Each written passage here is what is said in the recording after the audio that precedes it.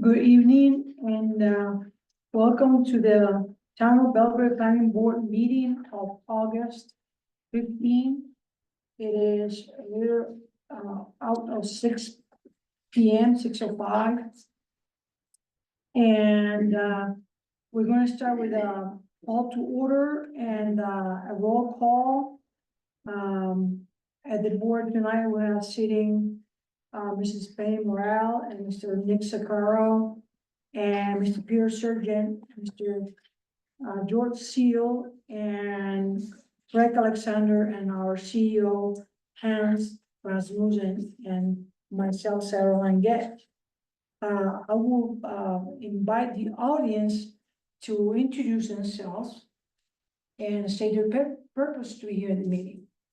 My name is Tanya Alpinus. I'm a resident of Belgrade, all my life so far, and, I'm here because I'm hoping that you're gonna revisit the, rules that, no foundations within 25 feet of the lake. Okay, I'm Janet Townsend. I'm also a resident of Belgrade. And I'm your Lake Smart person. I'm Meslonsky, and I'm here for the same purpose. all right, Pat Donahue, resident of Belgrade, I'm the chair of the Lakes and Natural Resources Committee, same reason. all right, And you know, we are writing, we're on the committee, all of us, to rewrite new rules for shoreline zoning. all right. So this is. No, you're not there to rewrite them. You're there to advise. There's a Well, difference. we're writing them, and then we can give them to the select. board. Yes, We're but writing a proposal. you're not rewriting them. It's not anything in No. stone. It's to advise us. Yeah, And that's, yeah, right. Exactly. Don't No. minimize it. It's really quite Well, important. don't explode it either. Okay, I won't. We're rewriting the shoreline zoning laws to be voted on. You're just by reviewing everybody. them Yes, to advise us and then we'll take it from there. Yeah. And that's it. yeah. All right. So, I'm Gabe Jagger with Merit Construction. I'm a contractor representing the owners of 561 Cedar Road. We're increasing the square footage of a deck and it's a non-conforming lot, so I'm just here representing the building application. all right, thank you. So, we're gonna start, with new business. And the first item in new business is, the applicant Gabe Girard for the races. And, the location is 561 Sears Road, map 39, lot 10A.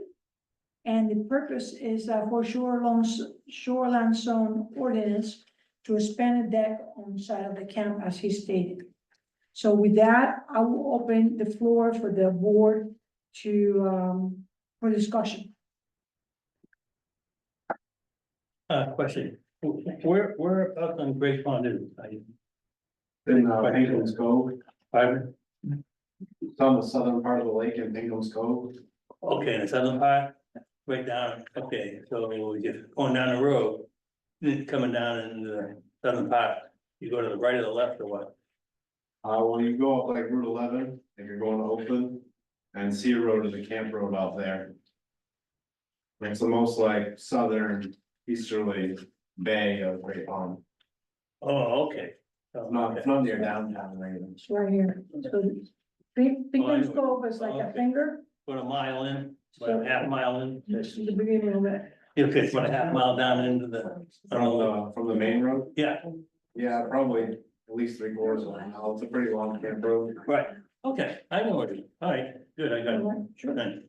And keep in mind, it's 102 feet from the lake. Okay, Conforming structure. Lots of people into this site.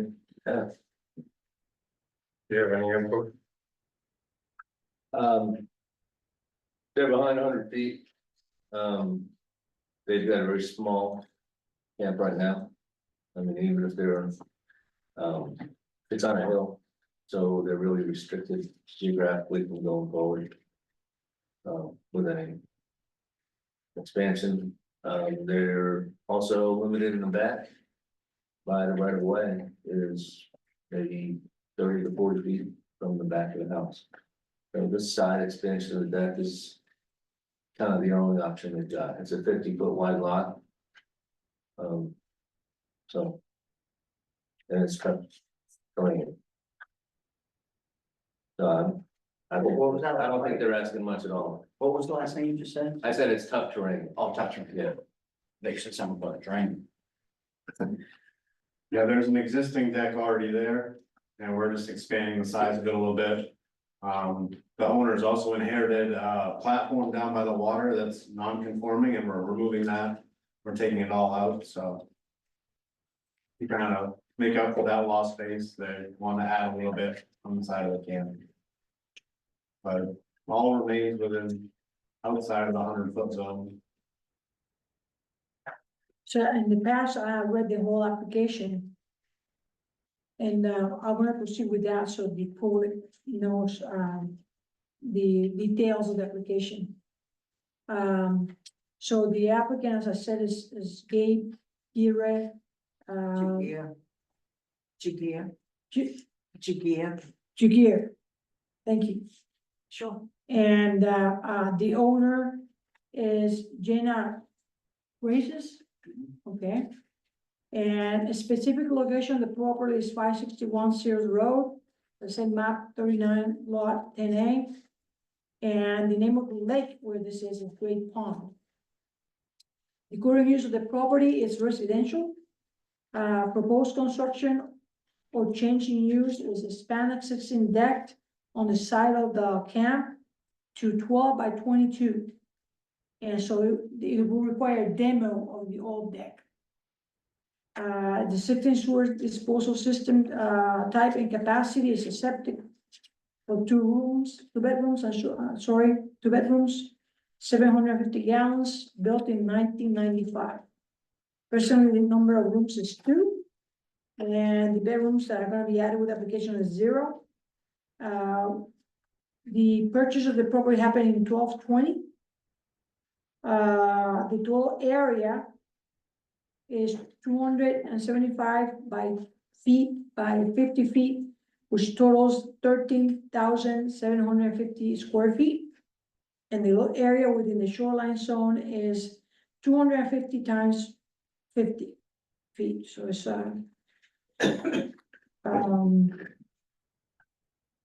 why put that in here? It's 250 times 50.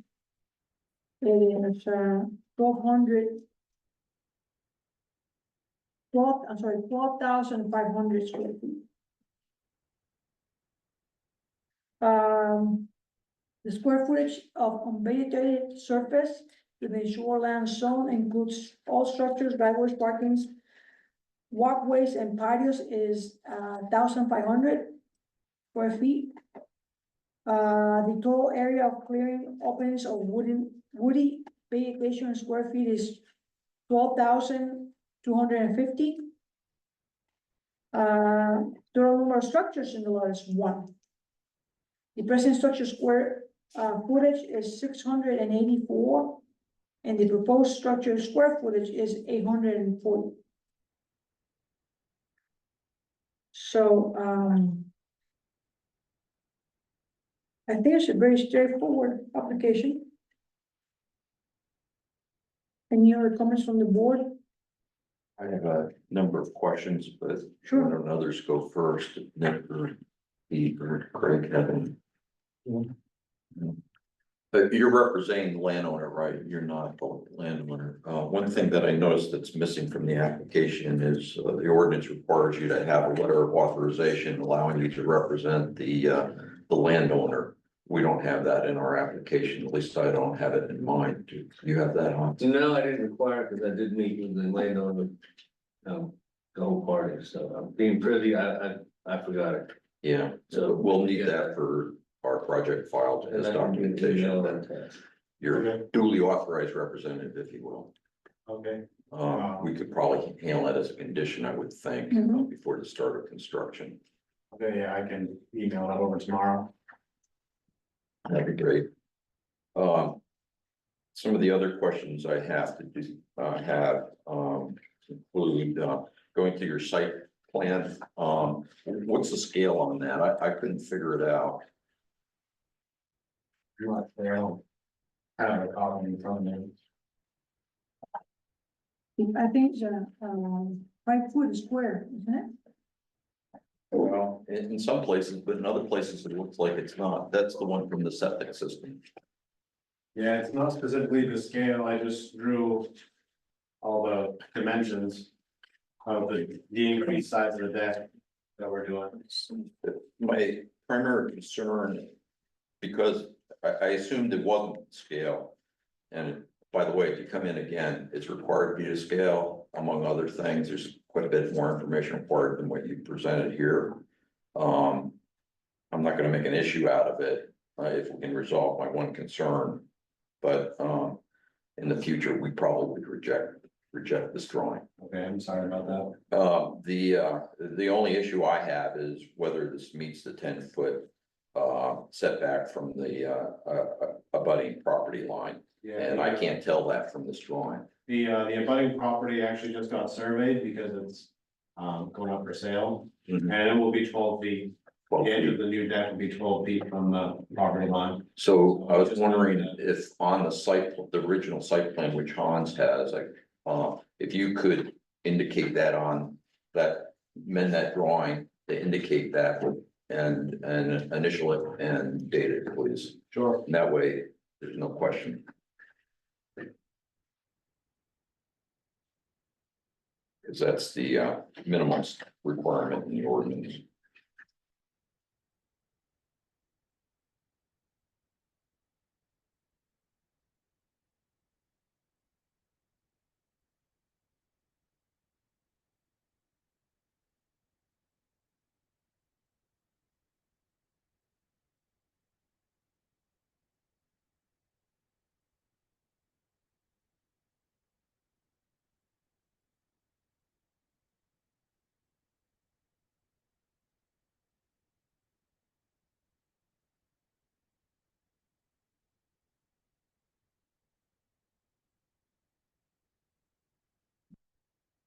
Thank you. And my last question has to do with the just a clarification on the application where it's sort of at the bottom of the page where there's a box here that it asks for the present structure square footage, which you provided as 684 square feet, and then proposed structure square footage 840. Is that the square footage of the camp and the new proposed deck or something else? Correct. That's what that is?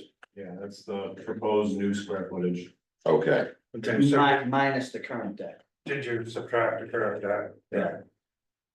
I believe so, Yeah, yeah. we did. Okay. okay. All right, I just want to be clear because I was going by going back to the application from, was it 2010 or? Yeah, there are different numbers on there and I couldn't reconcile the two. As long as it's that 840 square feet is accurate, that's what we need. Thanks. Yeah, thank you.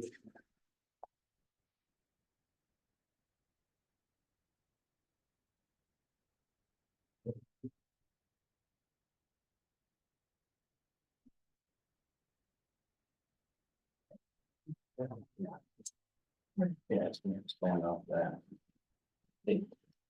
It's all, you're just saying this.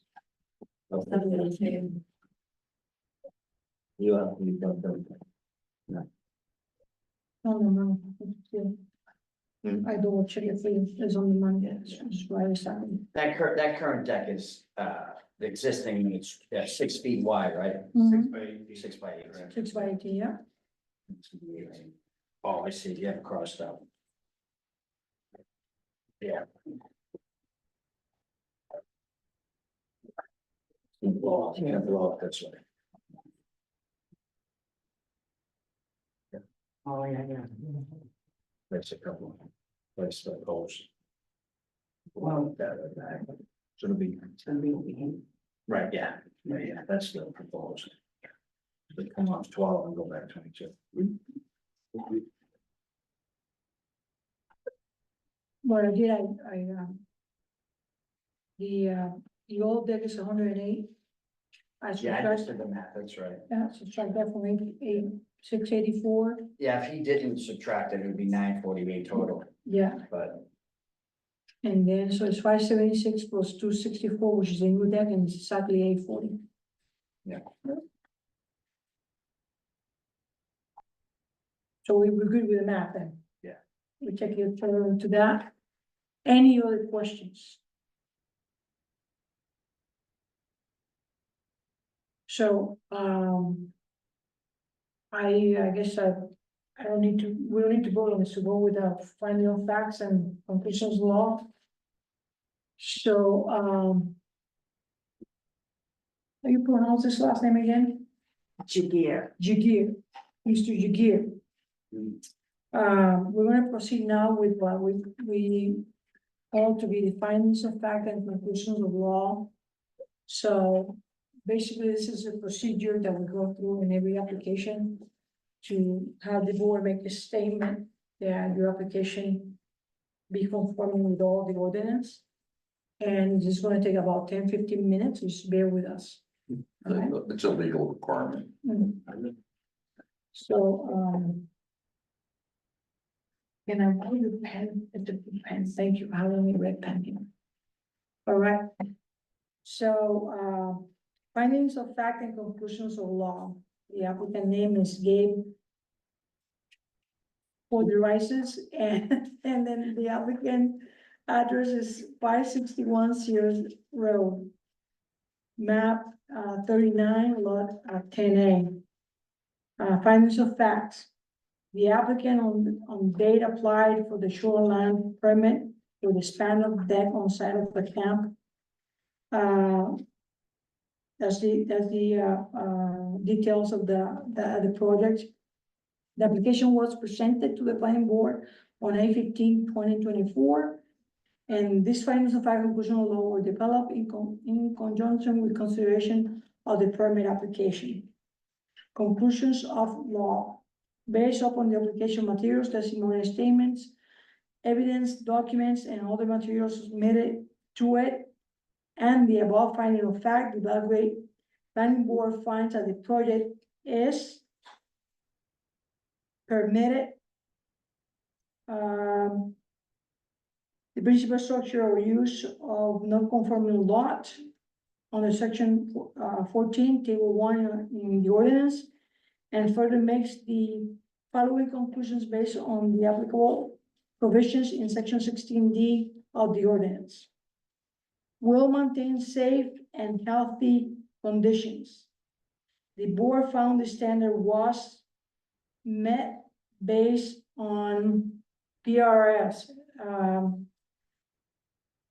public record.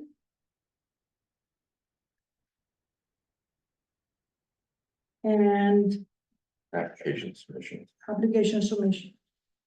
Thank you.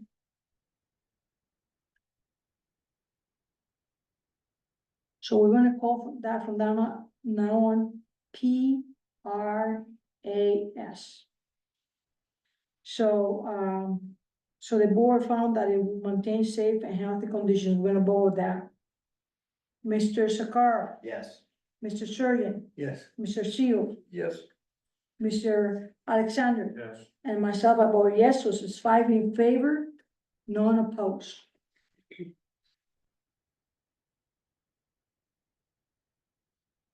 Will not result in water pollution, erosion, or sedimentation to services waters. The board found this standard was met. Mr. Sakara, Yes. Mr. Sargent, Yes. Mr. Seal, Yes. Mr. Alexander. Yes. So it's 5 in favor, none opposed. Will adequately provide for disposal of all water wastewater. The board found the standard was met based on PRAS. Mr. Sakara, Yes. Mr. Surgeon, Yes, Mr. Seal, Yes. Mr. Alexander. Yes. And myself, I vote yes, it's 5 in favor, none opposed. Will not have an adverse impact on spawning grounds, fish, aquatic life, birds, or other wildlife habitat. The board found the standard was met based on PRAS. Mr. Sakara. Yes. Mr. Surgeon, yes, Mr. Seal, Yes. Mr. Alexander. Yes. And me, on myself, Sarah Langet, vote yes, so it's 5 in favor, none opposed. Will conserve shore cover and visual, as well as actual points of access to inland waters. The board find the standard was met based on PRAS. Mr. Sakara. Yes. Mr. Sergeant, yes, Mr. Seal, Yes. Mr. Alexander. Yes. And Mr. Langet vote yes, so it's 5 in favor, none opposed. We protect archaeological and historical resources as assigned in the comprehensive plan. The board found the standard was met based on PRAS. Mrs. Sakara. Yes. Mr. Surgeon, yes, Mr. Seal, Yes. Mr. Alexander, Yes. and Ms. Sarah Langet vote yes, so it's 5 in favor, none opposed.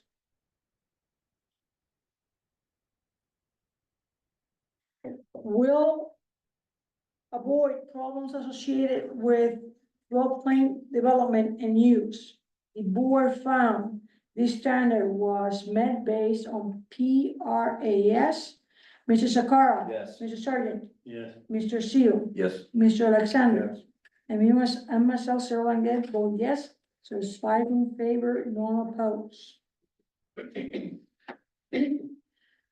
So the next, provision is that this person is in conformance with provisions on section 15 land use standards. And the board will found that this standard was met based on the evidence in the record and further as follows. So what we're gonna do is gonna mention all the items and we're gonna vote at the end that are applicable. Minimum lot size, yes. Principal and accessory structures, Yes. yes. Campgrounds, NA. Individual private campsites, NA. Commercial and industrial uses, NA. Parking areas, NA. Roads and driveways, That's also in a. NA. Proposed. Signs, NA. Stormwater runoff, NA, No, that's applicable. all right? Septic, waste disposal systems, That's in a. NA. Proposed. Essential services, NA. Mineral exploration and extraction. Unless they have gold there. I NA. hope I had some. Agriculture, NA. Timber harvesting and land management roads, NA.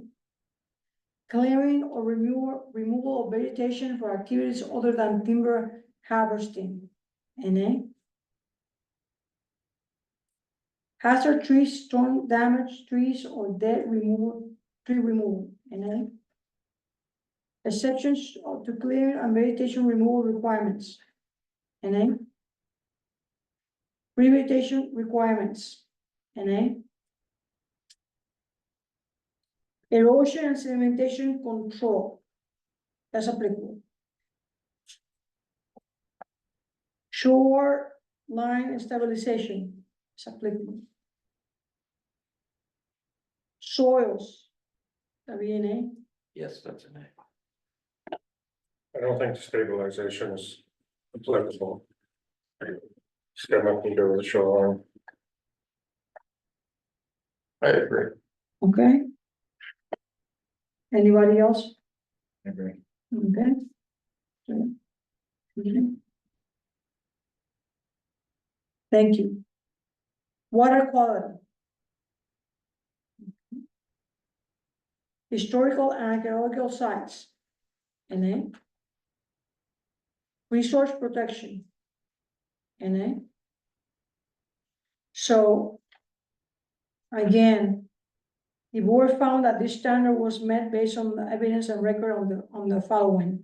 On minimal of size, principal and accessory structures, storm water runoff, erosion and sedimentation control, water quality, and that be it. Here's another page. First page. Well, we could, Oh. Hmm. Beg your pardon? That's the Okay. first page. so, Mr. Sakara, Yes.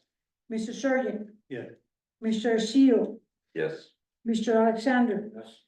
and myself, oh, yes. 5 in favor, no opposed. All right. So conditions of approval needed to meet required Belgrade shoreline zone ordinance findings in section 16D. Number 1 requirement is to match storm water runoff from the new or expanded structure in accordance with section 15 of the Belgrade shoreline zoning ordinance and Maine Department of Education, and Department of Environment Protection. I deal with education too. Best management practices as outlined in the conservation practice for homeowners publication. Such measures are to be put in place prior to building use. So there's a note that this is a standing condition that applies to all permits unless deemed unnecessary by planning board based on a rationale. So this is gonna apply to you. Are you guys in tune and know about these requirements, the best management practices? Yeah, I'm DEP certified. Excellent. So that's number 1 condition. The second condition that we talk about was getting that letter of authorization. So we're gonna have a letter from the landowner.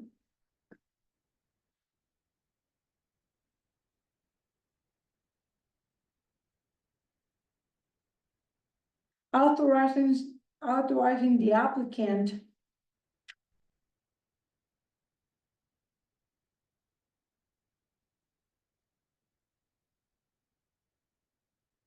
to represent the landowner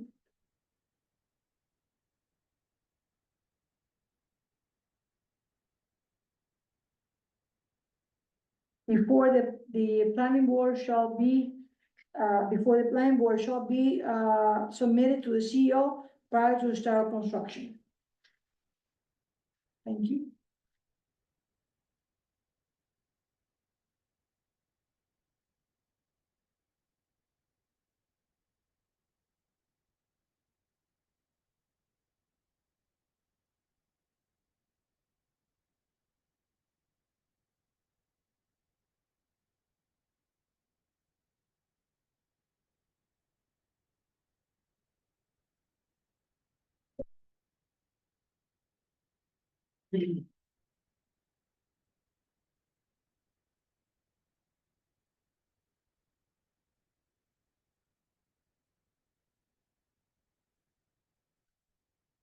All right. I think that's the only 2 conditions. And now we're gonna, any other conditions? Making sure you're good, yeah? So now we're gonna go to the decision here. Based on the above findings of fact and conclusions on law on 8/15/2024, the Town of Belgrade Planning Board approved the shoreline permit application of last name again, Mrs. Tammy? Jiguer, think of jig, Jiguer, Irish jig in the air is the way I, Languages are not my Try to thing, remember you can it. tell, the gear, jiguer, yeah. that's French. Yeah.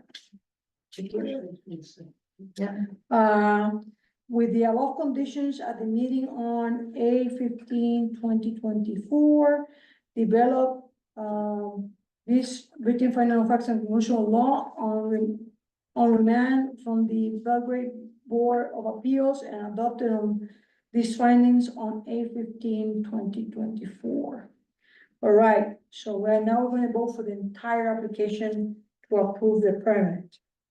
Mr. Sakara, Yes. Mr. Surgeon, Yes. Mr. Seal, Yes. Mr. Alexander. Yes. And myself, Sarah Langet, we vote 5 in favor, none opposed, and the permit is granted.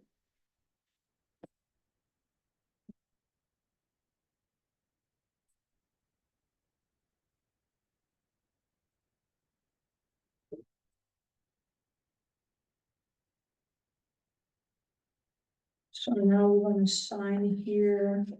The application. This is It's right here. Right. Thank you. Thanks. I'm glad this is not it, because I wrote all it.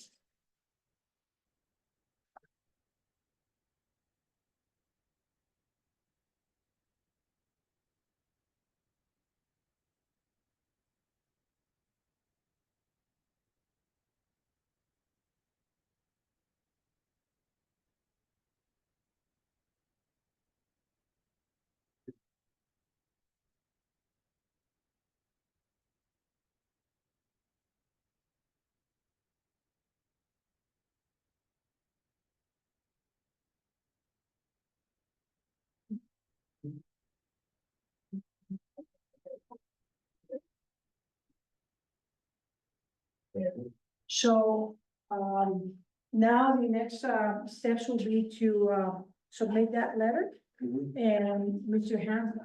Rasmussen can help you with, the application notice and that kind of thing. Yeah, I'll send him the letter tomorrow. That's fine. Okay, sorry, we missed out. Do you need this copy back? No, Congratulations. Thank you, guys. I'll just say, well, if you don't want it there. Okay, got it. So next order of business, have to do with, we received a email from, Mrs. Townsend here. And there's concern about a action that the board took 2 weeks ago. This is related to a proposed, there was a proposed, change to the shoreline zone, related to the proximity of, foundations to the shoreline. As a reminder, the proposal was to, not allow, foundations closer than, that new foundations will have a 25-foot setback from the lake. That was a proposed, in general, that was a proposed, amendment to the shoreline zone, and, we discussed it 2 weeks ago. It was a good, healthy discussion, and, the motion didn't pass. So out of that, I currently, Mrs. Townsend, and seems that other, members in the community are concerned about this. So they have re-asked to, be dialogue. And, I suspect that, the people here present would like to, speak up to the board, for us to reconsider the motion, and we will go from there. I have no guarantees that this is gonna come back to the board. But I will open the floor, for your, comments. So appreciate that. I would like to ask why you didn't vote for I actually vote for it. it. Okay, but why? So the vote, it doesn't quite matter. The fact of the matter is that we vote, who voted for it, who didn't vote for it is, No, I'm not asking for the. Renee, Call. so- I'm just asking why. well, we, have a healthy discussion as a board, and that's exactly what the board is about. We have different opinions about it. The board is this board is a very robust, strong board. We have, side of the board that is very practical, and, they know the construction, part of things in terms of the permits. They understand how to deal with soil, how when you do construction, what kind of things you do, and so on and so forth. So there, I guess I wanted to present it to you there. We have a good side of the board that is practical and very mechanical. And in their view, in general, and I can relate to that because my background is mechanical as well. They say, well, you know what? If you have a foundation right there to the edge of the water, actually what that's gonna provide is stabilization for the runoff. And I can see that. I can relate perfectly with that. Now, the other portion of the board, I will describe ourselves in, I hope no, I don't, step in any toes, and this is the way I will describe myself. We're more, nerdy and, academic, if we would put it like that, not quite hands-on. And we read a lot and get all these pictures from our readings and understanding, and we don't have experience with construction, hands-on construction, deep into it, as contractors. But we have, let's say, scientific opinions and understanding of, a general understanding of, natural resource, management and so on. And with the insight with that, our opinions were more, in the concept of the whole impact in the lake and the closeness to the lake that the runoff will be in, all that kind of thing as they do in the construction and whatnot. So, there was no particular, I would say, main item that we chase after this into it. It's just that everybody's entitled to their opinion. That's why we have the board and we have the democratic process, and it didn't prove. But it's your own code enforcement officer who recommended this. That's right.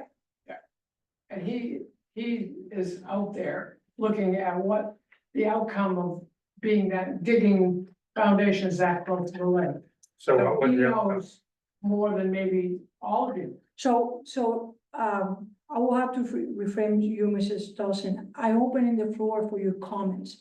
You are inquisiting us. And I found that, that was not the purpose of the meeting. Okay. So, we're trying to have a dialogue and trying to listen to you. So the floor is not open for argument over it. It's open to your input, and we will consider that at a later time. Okay. Thank you.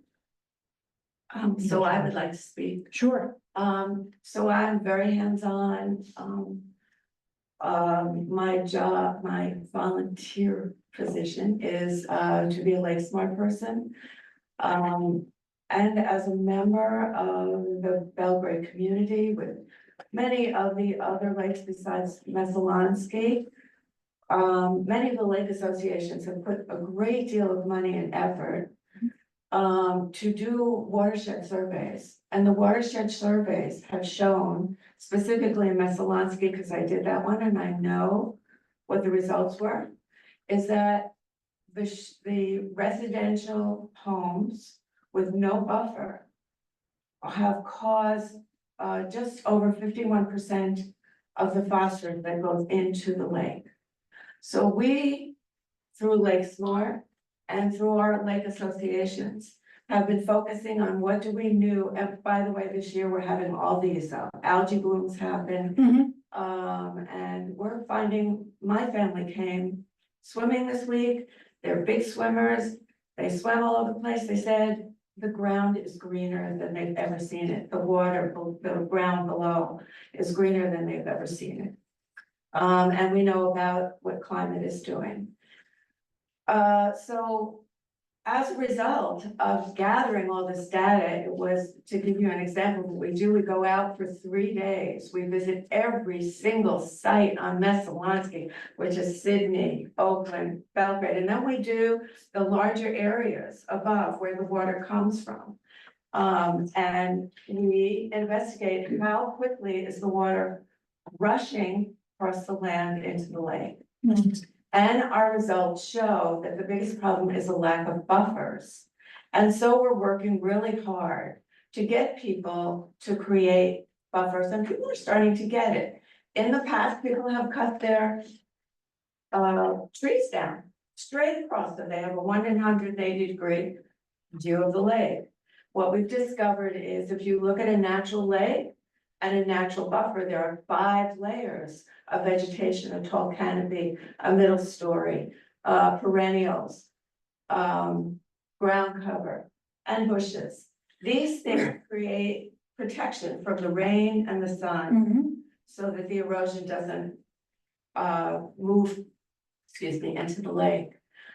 So I feel like the reason that I wanted to present this is I feel like there's a lot of us in the community and who are working for the town offices, and not only this office, we're trying to make this across all All of the the watershed, yes. so that we're all doing the same thing.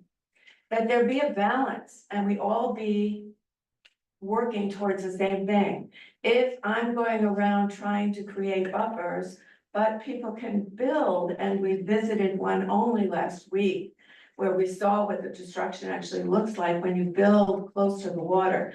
You build a foundation, they were digging into the tree roots, they were damaging the very one canopy, the one tree that was still there was about to be destroyed. So you can't have a buffer without a tall canopy. You need a mixture of 5 layers.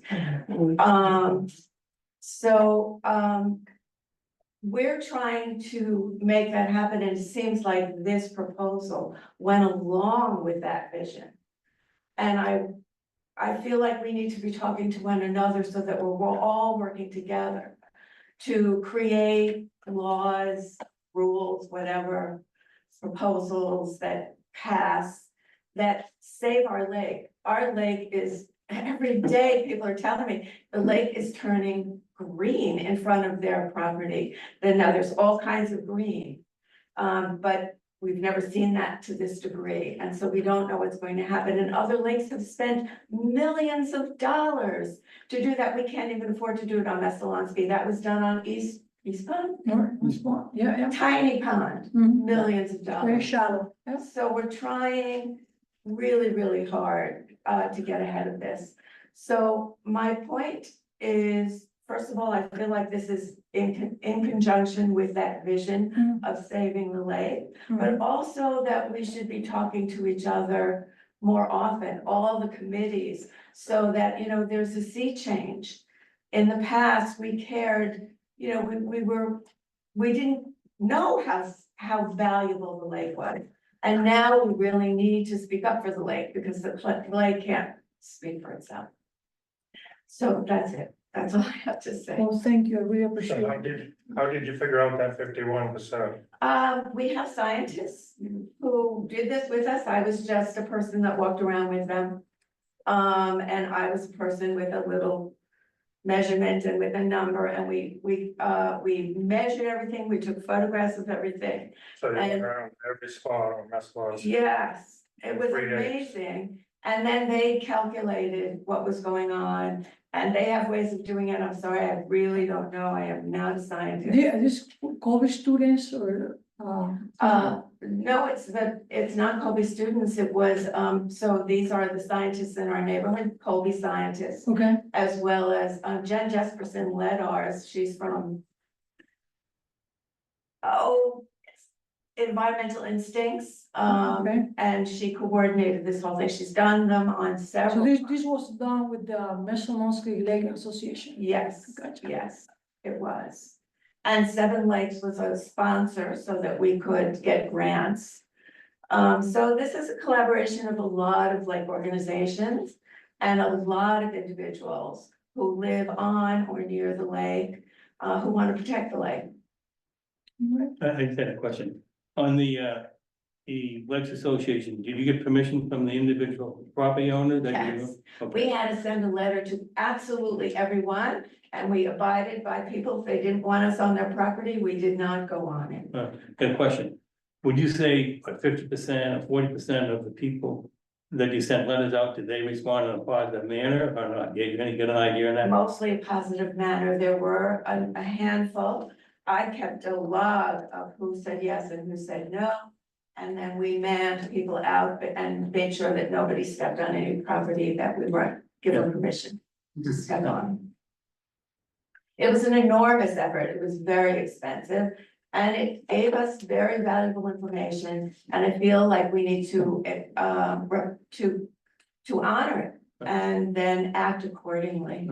And so you're trying to propose to have actions that are evidence-based. Yes, I just was wondering, did any discussion in doing your survey and all that, and then reviewing the data? Did anything come up about, forming a watershed for all these, lakes we have?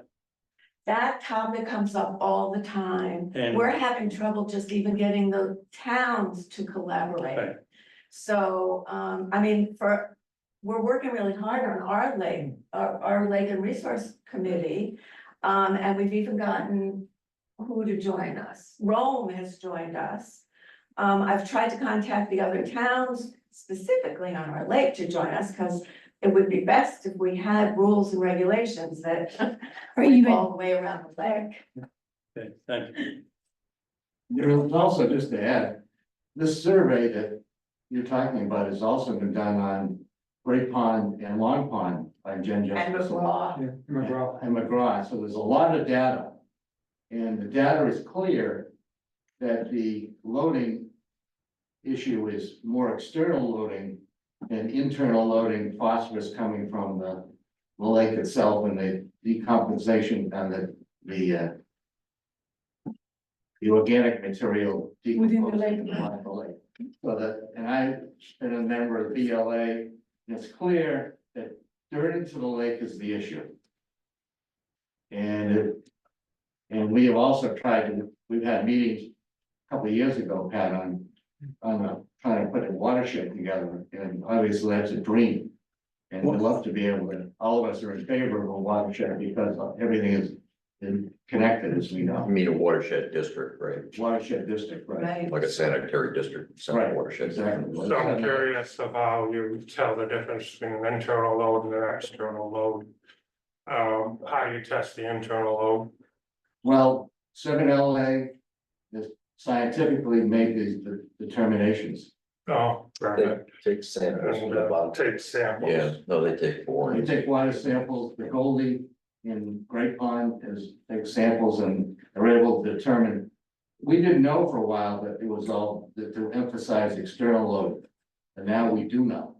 Take sediment borings, and you also take measurements of the pH of the water at the interface with the lake. That tells you what the chemistry is gonna be, that results in the phosphorus coming back in from the sediments into the water column. there's a fishing spot in the lake, I don't know about. It's the same, same fishing spot that a lot of people know to go to. I think it's almost right in front of, Hoy's Island, and that's where the Second Lake had The deep spot. their spot, that's where they have their, Golden. yeah. It's like a raft that is constantly, monitoring the water temperature, and, they go there also, they do their, samplings with pH and so on. So it's there also along. I don't know if you have seen it. You're a fisherman, that, I'm throwing that to you because you're a fisherman, so I don't know if you have seen it there, we go through there often, and, It might be helpful. Oh, go ahead, Pat. Yeah, I just Please. want to kind of just clarify what the Lakes and Natural Resources Committee role is. We're an advisory committee. We bring our recommendations to either the planning board, select board, and they decide what to do with them after we provide evidence, our recommendations, but it kind of is a step. Mhm. And what we were tasked with in April was to look at ways to strengthen Belgrade shoreline zoning. So we've been systematically going through chapter by chapter, each one, from septic systems, vegetative buffer, erosion control, tree cutting. We bring in experts who are skilled in that, and have a lot of information. We're just starting to, it's almost like we have a workbook of all the ideas. Some are gonna rise to the top, maybe brought into this committee or select board, some aren't, but we're just kind of grinding through it to try to, find out the core. When this was presented to us, we went through it, we read through the explanatory notes. And really, we're concerned with the phosphorus and erosion control. our committee met with, it took, spent about an hour on this in discussion. We felt it was worth bringing forward to you or the select board, and that we got a unanimous vote in for it. So that's kind of how we work. We're really just a group that is, finding things out, trying to strengthen shoreline zone. But we're not the decider, we're the provider of information. So your biggest concern is just the digging, It was phosphorus, erosion control. The biggest. so just, Yeah, just- just the vegetative buffers that so it's are, erosion control. Because the building's already there, so you have the same amount of export. Well, the building's already there, but we're concerned that digging happened close to the shore. If there's, I have a house actually that's too close to the shore. And, if there is no possibility of moving that house back. But, then maybe, the planning board can say, well, we've tried everything. But we need to have a law that protects the water on which to base some of these decisions. And, so if we say, we're hoping that we can change a lot of this, because the lake is not going to be saved if we don't. So the house is sitting now, when we drove by the house that we saw, is sitting on what, posts, what do you call those things, sticks? Cans, all kinds of things, but it's not digging into the earth, right? When we went by, not only did they dig into the earth, they dig just outside of the dimensions of the house.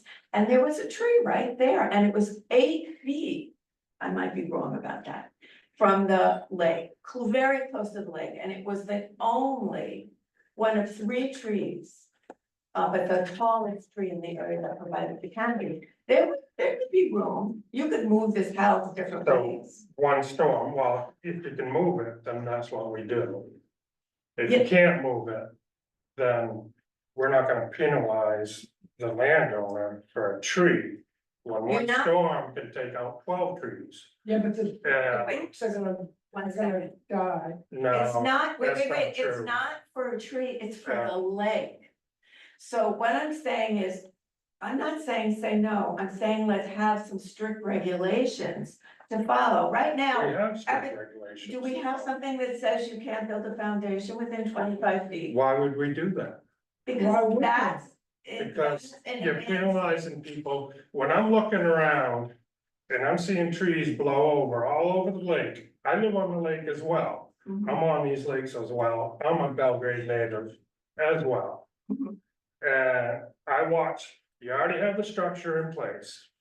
So all the phosphorus and stuff that you guys are claiming is gonna be there regardless. The foundation isn't creating any more phosphorus, so you're talking a one-time deal. They can't move their house back because there's certain things, so we're gonna penalize them for a one-time deal of digging. And erosion control can be done to this point, nowadays erosion control can be done, so there shouldn't be anything running into the lake. And there's many ways to mitigate runoff with berms and different, as well as you guys all know that. And so you have a one-time instance It's not. and then it's done. Okay, but let me say that on our lake, there were 2 now. On every Yeah. lake, there are 2, and what I'm saying is, when they came, they didn't even think about moving the lake back. They have a house there, they think about building there, so what I'm saying is, there should be a law, as this is very eloquently proposed. I'm not saying penalize people, I'm saying Well, that's what let's you're doing. enhance the rules to make people think about what they're doing before they build. That's all So- I'm asking. So you think the lakes are all dying because of construction and all this stuff? No, I think the lakes are dying because of climate change, and I Yeah. think we need to Wait a get, minute, let me. oh, I'm sorry. Yeah, so, well, what I was gonna ask is why were the salmon dying off 55 years ago out of Great Pond when there was no construction going on? And there was very little construction, and the salmon were dying off 55 years ago. Well, I heard that might be because people were introducing the wrong kind of fish into the water. That was after the fact that the salmon were gone. Well, I'm sure you know way more about the fish than I do. Well, that's what I'm saying, is because digging a foundation, 2 foundations a year on a lake, 3 foundations a year on a lake. Is a very minimal impact compared to driving down the Hewlin Road in the middle of the winter with a 1/2 inch of sand laid on the road. You know, make something that's gonna make an impact.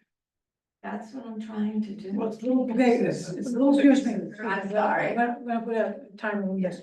So, as you can see, we are a very strong board, right? And, people that do this for a living every day, they have a very practical sense into it.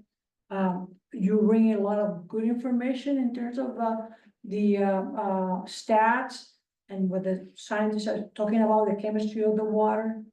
I think, as I mentioned to a resident recently, we have to keep the dialogue going and try to foster probably if there's gonna be common ground. I understand that the data promotes these buffer zones. But then, at the same time is the portion of the, home rule and the property that, the owner is investing in and their visions for the property. And so this is a very fine line between what we wanna do to protect the lake, and we all wanna protect the lake, but also what the owner would like to do with property. Yeah, So that's the part that we're trying to balance out here to make it, even.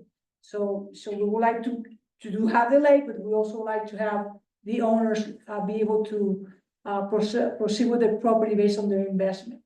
So, so this is it's a little dance here, and I think what we all need to understand is to keep the dialogue going in a civil way, not trying to impose us over the other, because then we're not gonna find any common ground.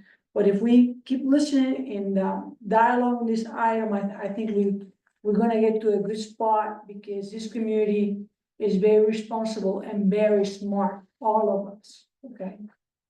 I discussed this with my husband when I got home Sure. a little bit, and he said that, just because you dig up, some land and you hit a few tree roots, doesn't mean the tree dies. It can die from being blown over by a storm. Yeah. And do more damage than it would. I'm not saying it won't stop the tree from dying, but there's no scientific. Now, this is another thing that I'm interested in getting the information on, and maybe Hans can help us with that, is understanding how many sites in Great Pond, particularly in Long Pond, are the camps, how close are camps are within the 25-foot zone from the edge of the lake, which are non-conforming, obviously. I like to have a number of that. I like to have a number, how many camps we have in the lake. And we start developing some database on understanding That would be great. where we're going with that. I think the best decisions anybody can forge are based on good information. But we cannot discard any of it. We have practical information here. People that do this for a living understand, have been in the lake for years and years. And then we have this new stream of researchers and scientists. We have to make a blend of both of them and amicably be able to put forward something, all right? So, I think Mr. Seal wanted to have something to say here, right? Well, 2 things, just a comment to put this in perspective. Shoreline zoning permits are our bread and butter. I mean, we don't get, they make up 99.9% of the permit applications we get. And there've been two trends that I've noticed, and I think everybody on this board has noticed, and one of those trends is, well, first off, is the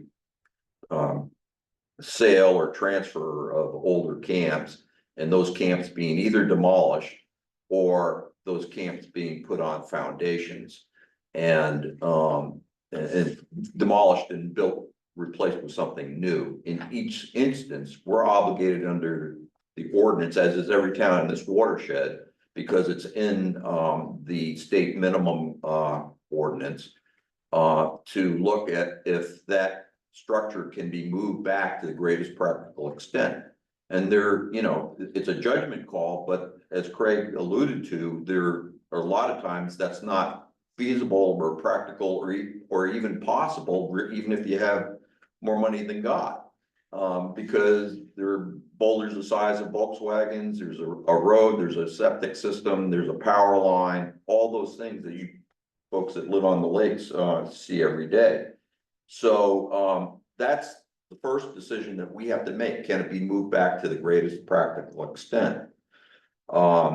The debate that we had 2 weeks ago over the proposal that Hans put forth and I redrafted somewhat, was more of, can we move the ball? It would, by prohibiting the excavation for not replacement foundations, but for new foundations, such with it, I mean, we get a lot of applications for expansion of non-conforming structures. That's most of what we do, I think.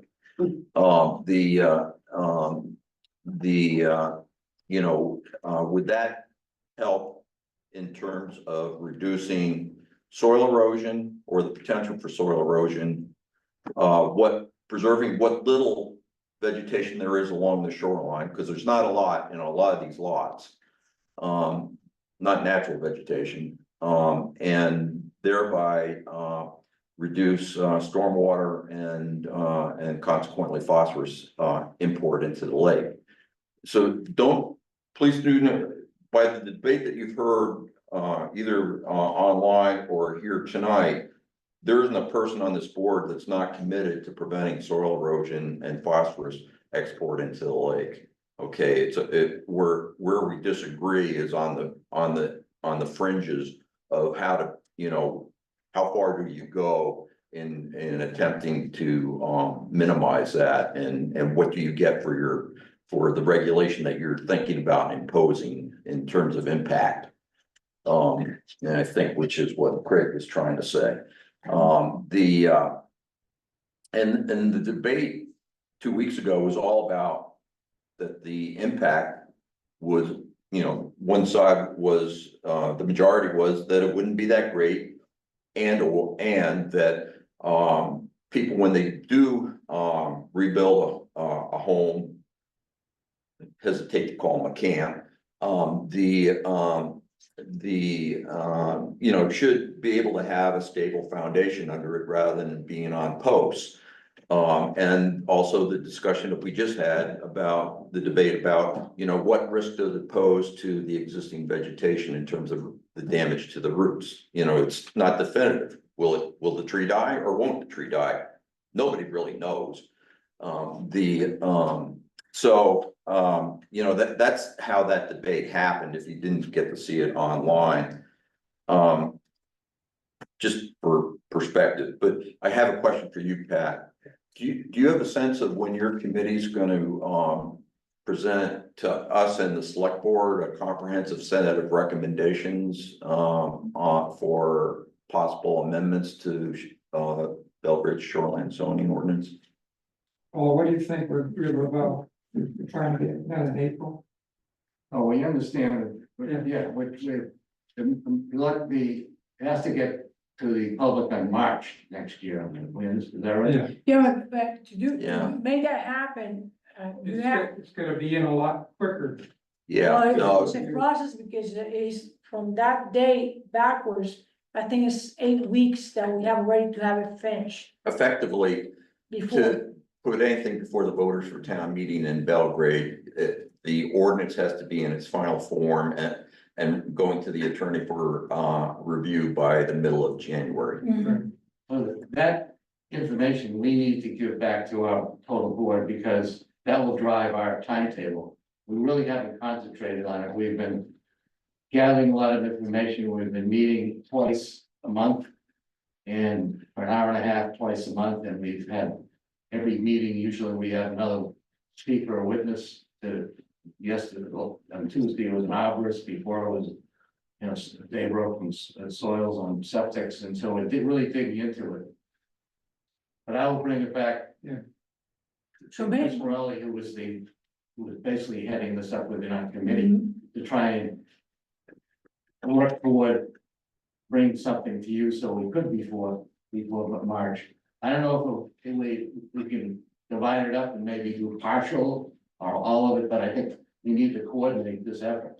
So mid-January means that the planning board already approved, that the language is already set up, and that the select board already is happy with it, and then it goes to the lawyer. So that, step that back, maybe you're talking about by the time you guys are wrapped up, it might be, counting the holidays and everything, it might be that you have to close it up maybe before Thanksgiving. Yes. Yeah. Because there's gonna be, some debate about all this stuff, so it's gonna take us Sometime, multiple meetings. yeah, Yeah, Yeah, what's Imagine your- in public hearings, I mean, it would be helpful that we know the whole process of what the planning board envisions. I can send you a timeline on that. okay, so we can get, we, you know, we having, as Paul said, 2 meetings a month for our. You know, previously 1 meeting. Yeah, Get and things- to answer your question, or flesh it out a little bit more, and as Craig said, you know, there'll be debate here amongst us. Yeah. And hopefully you'll be in the audience helping us with that. But once we get to, and, you know, let's say however many meetings of ours that takes, because what we'll have to do, as we always do when we work on ordinances, first off, it's better to do it in the winter because we're too busy doing permitting the rest of the year. But although summer hasn't been all that busy for reasons that I don't understand, but anyway, during the pandemic, it was holy hell. But anyway, I guess everybody wanted to be on the lake. You know, we still have to do the final drafting. And you know, your recommendations may be rock solid, but we still need to put it into the language of the ordinance and some of that may require some assistance from the town attorney. We don't know, of course, but so that's gonna take time. So, you know, and then, you know, once we have a final first draft, then that, like we said before, that, you know, we'll need that by the middle of January, so we can, because the next steps are for us, and this will be in the timeline that Sarah provides you, is we have to go then to the select board with a recommendation ourselves on what we're, as a board, recommending to them for being sent to the voters. And they may or may not agree, and I'll tell you that a lot of times they expect us to be unanimous in our recommendation, which is, I mean, you know, I could hold a pocket veto, you know, and kill the whole thing. I mean, it doesn't make a lot of sense to me, but that's the rules of the game at the moment.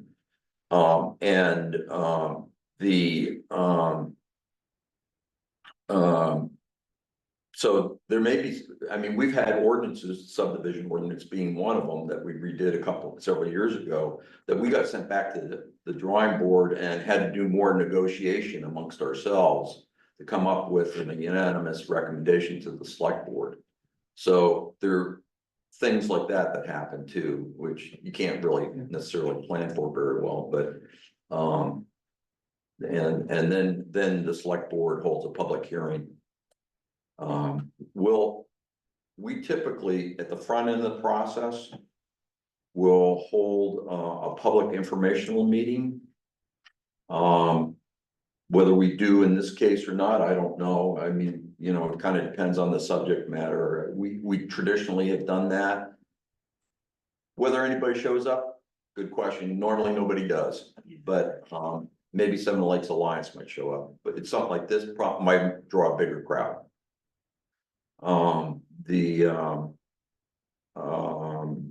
So anyway, there are a lot of steps. Even before it goes to the select board. Right.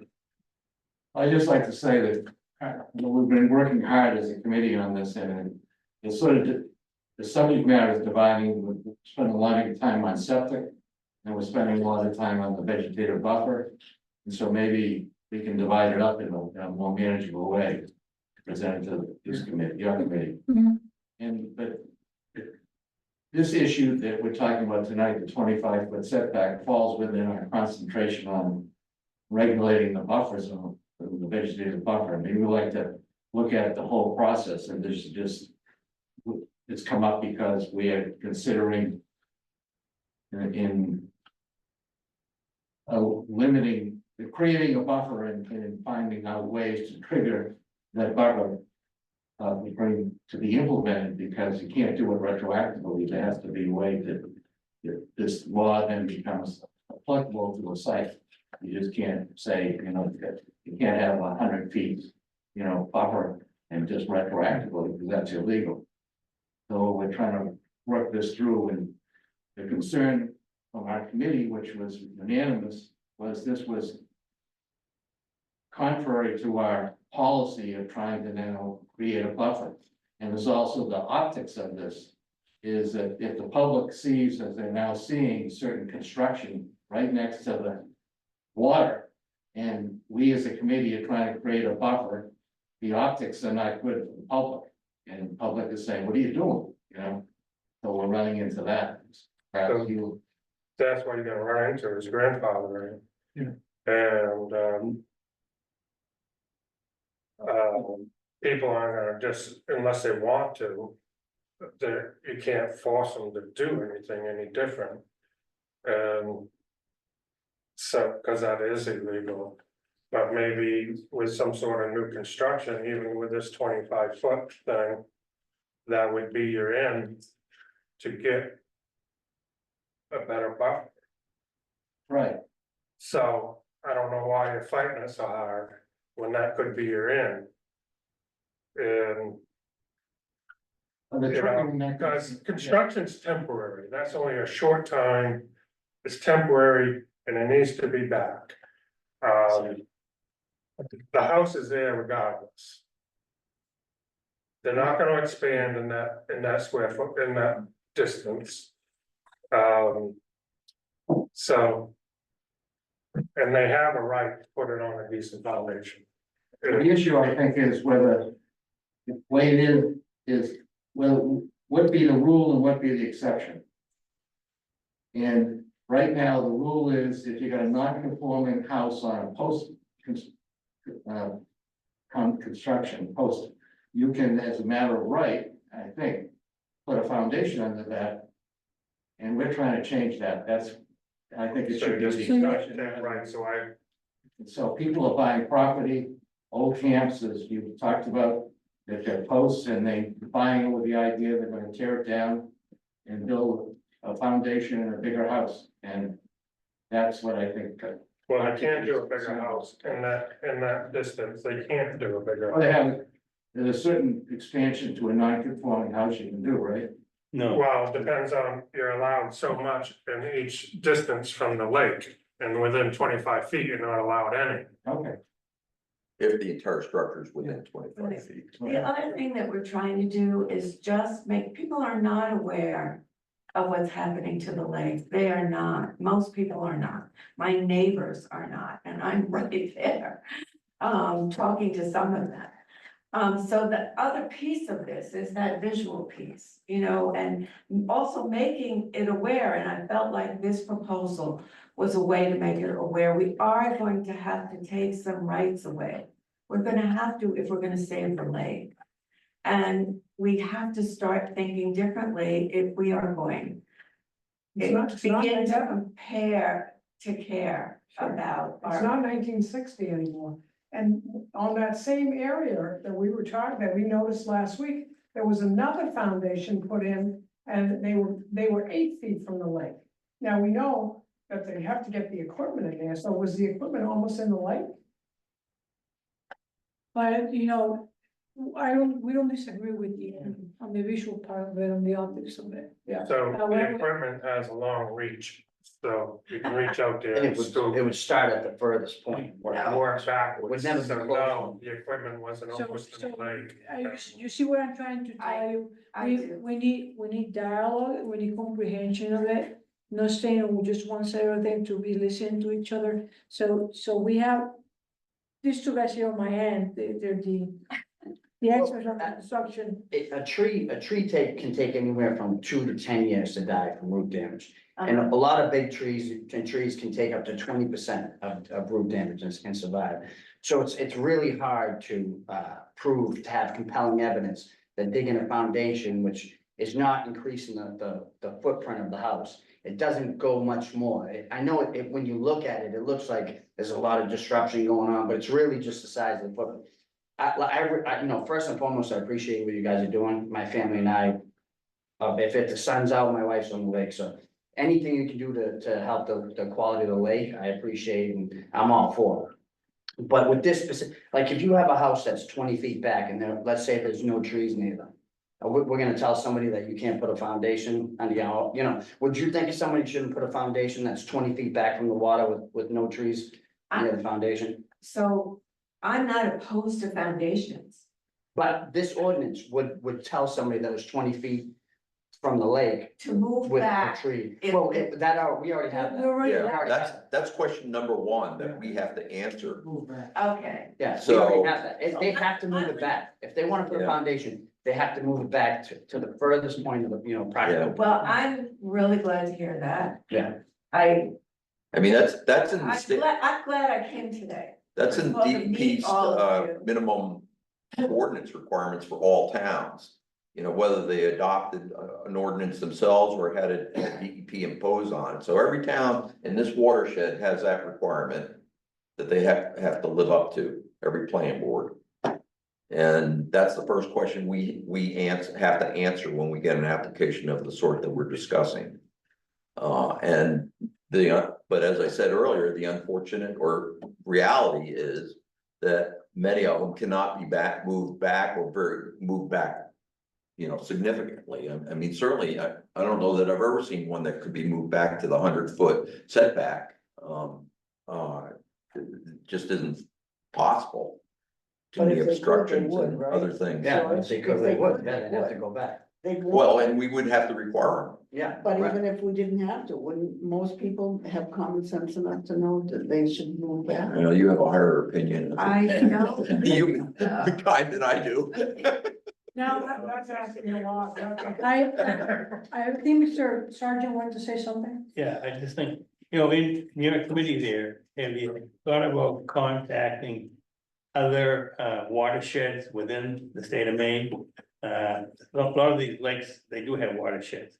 Compassi has one, there Right. are very few. Lewis It's the Canal. only, yeah. Oh, no, They spoke, yeah. yeah, in the state of Maine, not, No, this is in the state of Maine, okay. and they, I'm Wait, sorry, I wait, get wait. excited. Okay, Our goal, our charge is just Belgrade shoreline zoning ordinance, so that's what we're focusing. Yeah. Just on that, because that's big enough. Yeah. well, what I'm getting at. Watershed district. Yeah, what I'm getting at is you talk to the other watershed districts in the state of Maine, all the different various ones there are, and find out, how do they approach the soil erosion going on in the first 25 feet?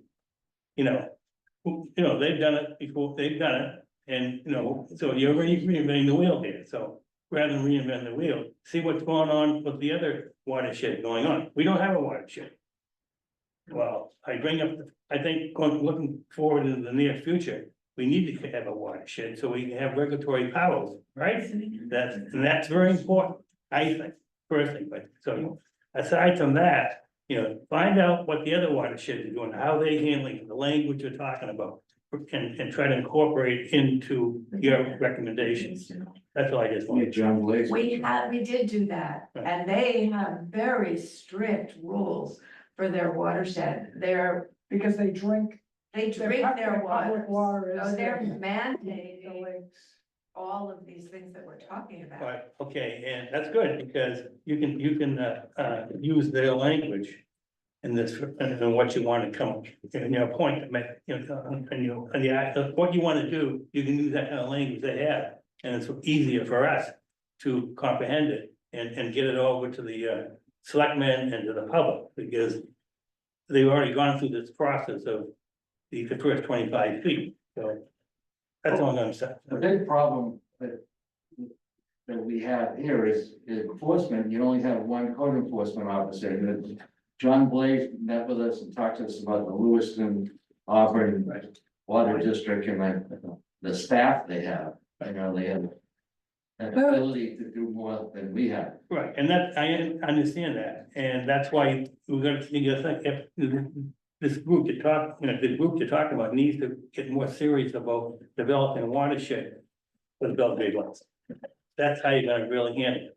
In actuality, we have 3 code enforcement officers in West Lakes. One in Rome, one in Sydney, one in Belgrade. So we have 3, not just one, just for the record. No, we know. Well, I know. So, Yeah. let's, do this, we're gonna have to wrap up the conversation, Okay. all right? I wanna say that what I hear is 3 things, and if you guys heard something else, I would like you guys to speak up. So I hear tonight that we need awareness, more awareness on all, what I thought watershed means is that the shoreline zone all around the lake is a watershed. So we just happened to have in January a very nice meeting with different planning boards that are in what I consider my watershed of Great Pond. So we have Oakland, Smithfield, Mount Vernon, Rowe, and ourselves. We invited all the planning boards here to have a refresher on the shoreline zone from DEP. It was a wonderful meeting. It was a great thing. And that is recorded. If you guys wanna, I watch it. have it, yes. all right? So we need awareness, and I would entertain the planning board to consider maybe having a succinct presentation from the 7LA scientists on the chemical impact on things, because I think in our decision, the way I remember it, and maybe some of the ladies here can correct me if I'm wrong, we were thinking about more mechanical aspects of the impact of foundation in the lake. So most of the dialogue that we have was around the fact that, in a true statement, you have a foundation closer to a lake, it's going to provide more stability to that area. And I wouldn't disagree with that, because I can see it. So that said, we talk and dialogue about mechanical aspects, but then the part that you guys are bringing in is more of a chemical aspects, because the water runoff, all these chemicals that get fluff off, they go into the lake. When all this is happening, how long does the erosion and the chemicals that affect the lake are suspended there in the water? And how that affects the water quality and so on. So I'm not up to date in all these things. So a refresher of that, and actually, I even would take the chance to invite again all those planning boards that are in our watershed to come to that presentation. And that will be part of the awareness. That will be something to entertain here to this board. So that's one thing. Let me finish. So then, the other aspect will be, I think, which is a counterpart of this dialogue, understanding what are the construction practices, the modern construction practices that we have, that they're not as old and antique as they were used before, that are more up to date and in tune with the conservation of the lakes. And then, I don't know what outfit will be able to do that kind of presentation, but then on the same day, I will, entertain in my head that in the same meeting, we have both presentations.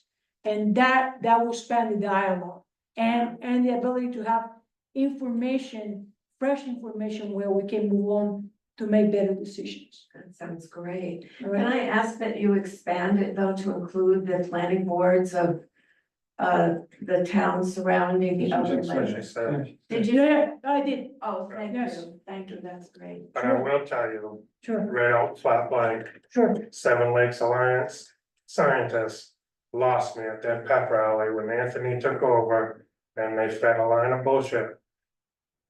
Throughout, over and over, and said septic had very little impact.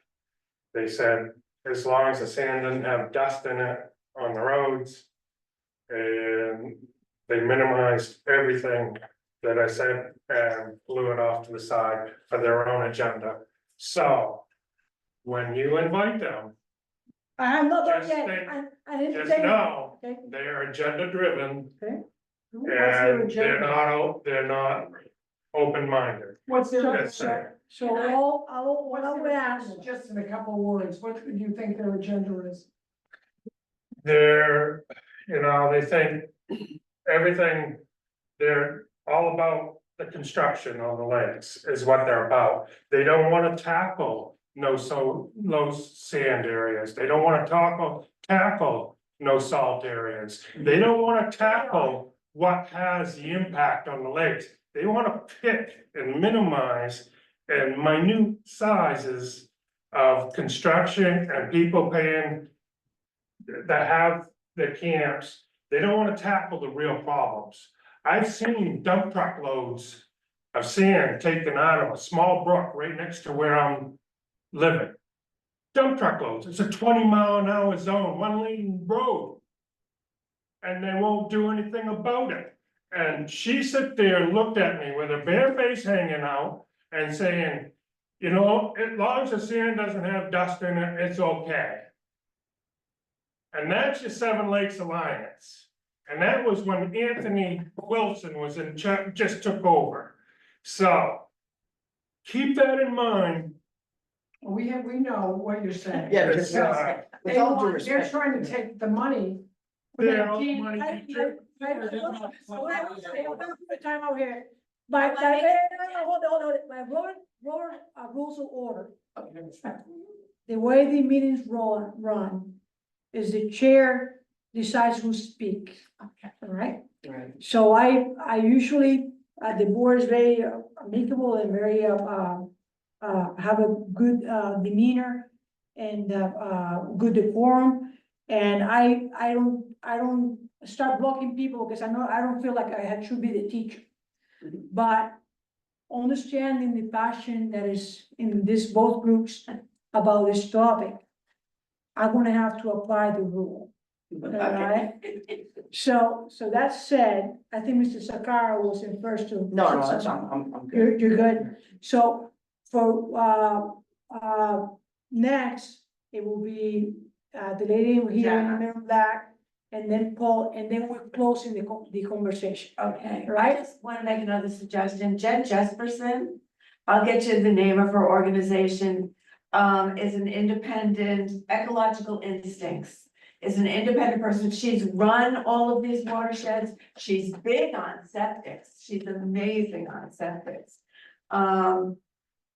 I just suggest that you invite her as well, or as septic or not. I think, can you email me that Yes, I information to me? can. Yes, I can. Would it not be more appropriate if the invitation came from, if we're having a joint meeting from you since you're her client?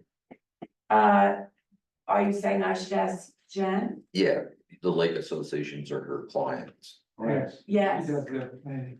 she does their planning, Mhm. but she is independent. So what? Well, she's a consultant, so, She's a consultant, and you're her client, right? we're not, that's why I'm saying. Okay, So, why don't I do this? As a board, we have to kind of brainstorm what we're gonna do and move forward. what I just said are just suggestions. And, I just wanna make sure that you were amicable with the suggestions. I will add that, what's her name again? Jen Jefferson, Jefferson. Jesperson, Just. Jesperson. Right, Jen Jesperson. So I have that, also in the notes here to dialogue here, and, and somehow we'll get back to you on that, and what we're finally agreeing as a board what to do. So Paul, I just want to thank you for Yeah, spending the time to listen to us. Yeah. oh, sure, Because it is a serious issue. You know, all you have to do is swim in the lake and you realize what a serious an issue it is. And that we are fortunate that I've been told that Great Pond particularly is like the most studied lake in Maine. Given the fact that Colby is involved and you can have the Whitney King, there's professors. Yep. At Colby, it's not just Seven Lakes, we can, the whole array of scientific information that the municipality, the public, the board should know. And I think it's a great idea that you have, and thank you for organizing this. not a problem, we're here for the public, so you are part of the public. So, with that, I think, we really appreciate you guys came over and, Thank you. It's very Nick, to give us some guidance. yeah, yeah, You know, you can get, you're looking at all the, the shoreline zoning ordinances, talking with experts, but sometimes you have to bring something up and get the blowback, get the Yeah. feedback. We wanna be practical. You know, we don't, a lot of we appreciate all the comments, and it's gonna help us focus. Thank you. Thanks. thank you. Thank you. Thanks for coming. Sign in.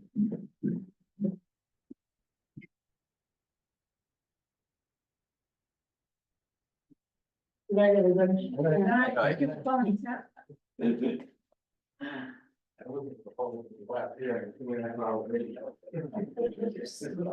No problem, thank you. Thanks. Thanks, Nice meeting you. everybody. Big part of our thing, one of the people didn't. Yeah, it's a big, so then you look at our legs that are going down. I can't get in, but I get in that. So I guess we have probably a 5-minute break, 11 I break. go to the bathroom. Yeah, yeah.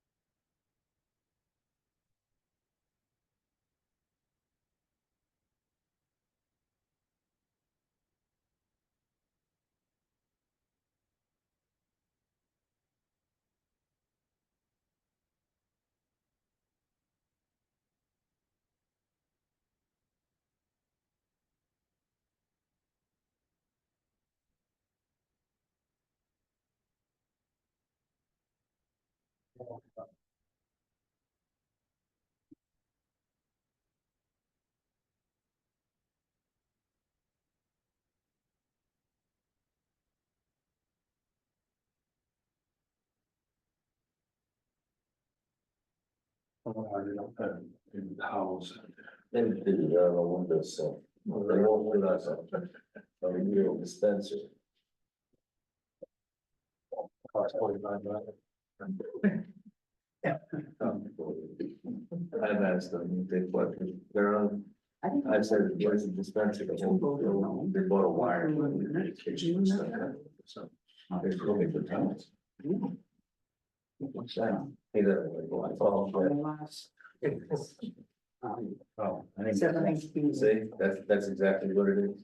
We got one of those on the window, so. Or return later. I don't want you to know where your house Yeah, they're almost dry. No, I don't even. Yeah, sure. That's what I do. Yeah, I think she's talking about the expansion. Yeah, it's not. 3 and 2 and 2 is 7. The blower, I mean, it's a lot, it takes too long. But I think that's what she's talking about, 2 abstained, Nick, and that's what I think she's trying to say. It says 3 yes, 2 no, and Yeah, it sounds like 7. I know it does. But That I needs to be think, corrected. yeah, I think that's what she's saying. I abstained and so did George, and then Yeah. the 3 that were there voted yes, I believe. I wonder if there wasn't 5 there, plus, I don't know. I don't know, I don't remember. Yeah, That was a long time ago. And I was not in that there meeting. was only 5 people at the meeting. Okay, Yeah, Alright. then, so, so that's what it means. yeah, it couldn't have been 7. Okay. votes. And that's right, because I would have been voting there, so it's 7. Right. Okay, gotcha. Well, at the meeting, it was only Craig, George, Peter, Nick, and you. Yeah, And you guys were at that prior meeting, so you guys voted yes, and George and I abstained, so she just meant to say 2 abstained, instead she wrote 2 no. yeah, And then said George and Nick right, so that abstained. needs to be corrected, okay.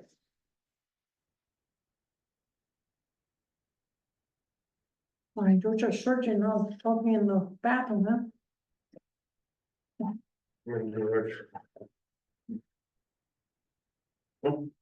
Like George's off that slate.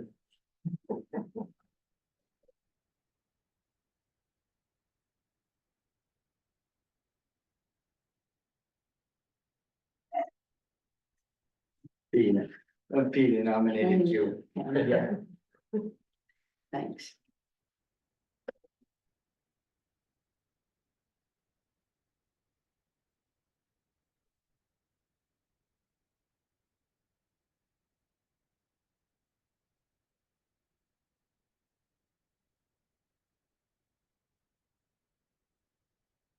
Some kids all week long fishing on that dam, walking on the edge of the I've bridge. been watching them too, and I was wondering. When I heard this today, I thought for sure one of those kids Kind of, because, fell off. because no one even notified me, Right, and somebody called Dick Green, so Dick Green went down. But no one even notified me until this afternoon. I was only a quarter mile from there. Where I work, I'm glad it was open 4 feet instead of 1 foot. it was open 3 feet, I actually shut it down. what does that mean? Somebody borrowed the no diving sign? They stole it. They stole it, but I don't remember that on there, it was a long time ago. Might have been during. And we have this sign here. And, we've had it for 2 years, I got them done. But we couldn't decide because where to put them, because the DOT, we couldn't put signs on the DOT, we couldn't put signs on private property. So they never got it installed, so I still have them sitting in the house. Level on board. Yeah, you gotta float it. Put it on that call, so. Sorry, we talked about that, but we couldn't figure out where to anchor it, Yeah, because it's the same thing, private property and DOT. straight down, straight property. So, So, coming back to the meeting, I really appreciate all the healthy, dialogue that happened tonight. And, I don't think, I'm gonna put kind of a proposal together for next meeting, and then we can vote on it. I don't know if that's, proposal for what? for having, having these 2 groups come and, speak to us, give us information. Will be, a scientist maybe from the CNLA and explain to us how they collect the data, what is it that they are suggesting, and I think the bottom line for me, the bottom line that I want to really figure out from them is, what would be their suggested, buffer zone, and how do they determine that? Because the incline have to do with it. Something that I didn't have pictured before ever is the amount of canopy there. So all these things have to be some kind of, contribute to the runoff and to the delay of the runoff there. So, I wanna see what they gotta, put into it and, tell us about, how, when this runoff happened, how they measure it, how it's being measured, what, criteria they're using to, draw different conclusions. And I wanted to understand exactly where the 25 feet buffer zone is coming from and what data was used to do that. So, I mean, it's not like we're making any determination out of it. I think this thing should come from state law. They have more resources than everything else. We don't have that ability to make that resource, but in that sense, with all this information, it will give us a broader perspective on it.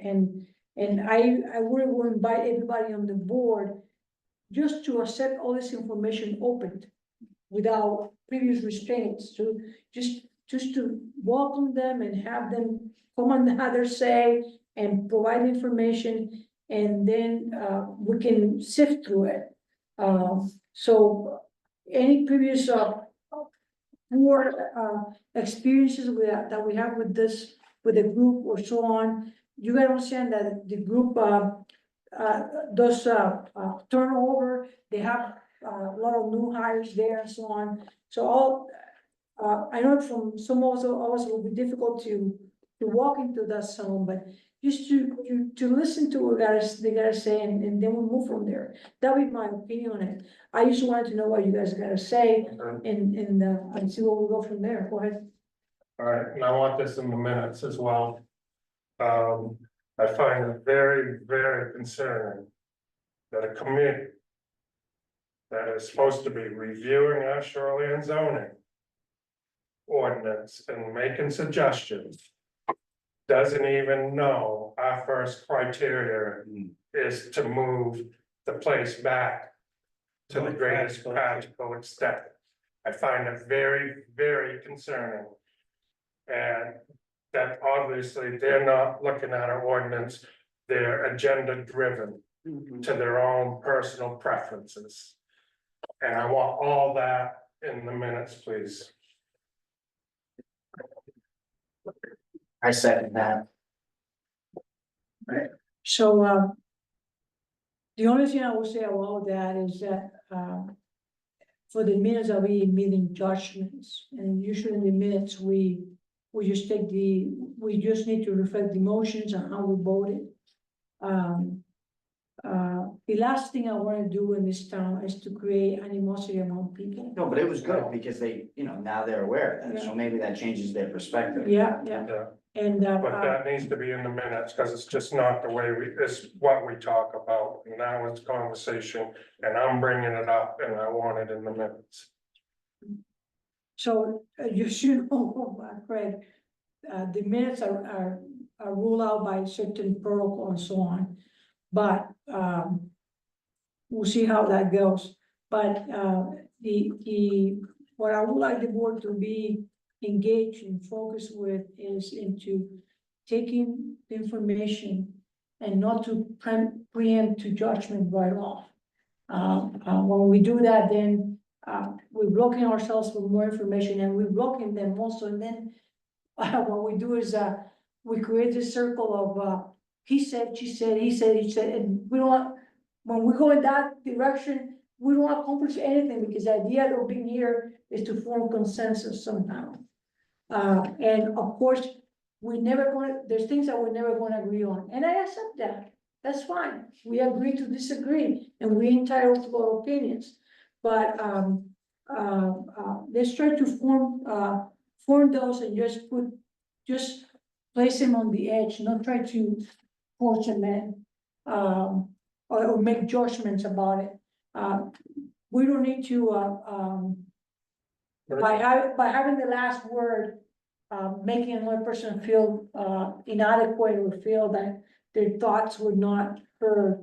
And, we're a public group, we're a public committee, and that's what we're here for, to hear the public. I support what, sorry for interrupting, I support what you're saying, because I hear it every day, people wanna be heard.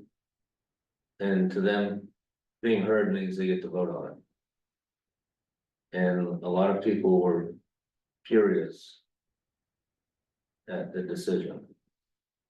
And I think this is just the I'll be beginning. getting a lot of This is comments in just the town beginning. myself, yeah.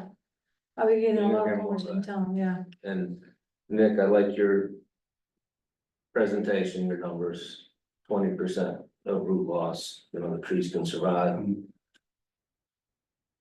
But at the same time, when you look at, well, there's 20% over here, but what's the lake doing? And that's their argument is the buffer. Because you got shoreline erosion, you got the water eating away at the roots on this side, and you got a foundation on that side, what's left? You got a banana area for roots to grow. And there's a lot of aspects. Foundation supporting soils is true on the hillside. It stops a lot of their runoff, it creates a diversion. So on flat land, like what happened down on Wooding Lane. You know, was that necessary? So there is a lot of discussion we had on a lot of And aspects. we might find out that, all these constraints and the fact that we have so polar visions into it. This dialogue is not fitted for our group. You understand? We're gonna say, well, we're gonna have to bundle this up and give it to somebody else. Maybe Dan is gonna have to take it to a state house. So we don't know that yet. But, the point of the matter is that I would like the group to stay cool and calm and, try to be open to the dialogue. It doesn't mean that because they had the last word, it means that they're right. It's just that they have the ability to say what they're gonna say, that's all. So, Mr. Seal. Well, I was just gonna say, you know, I found this,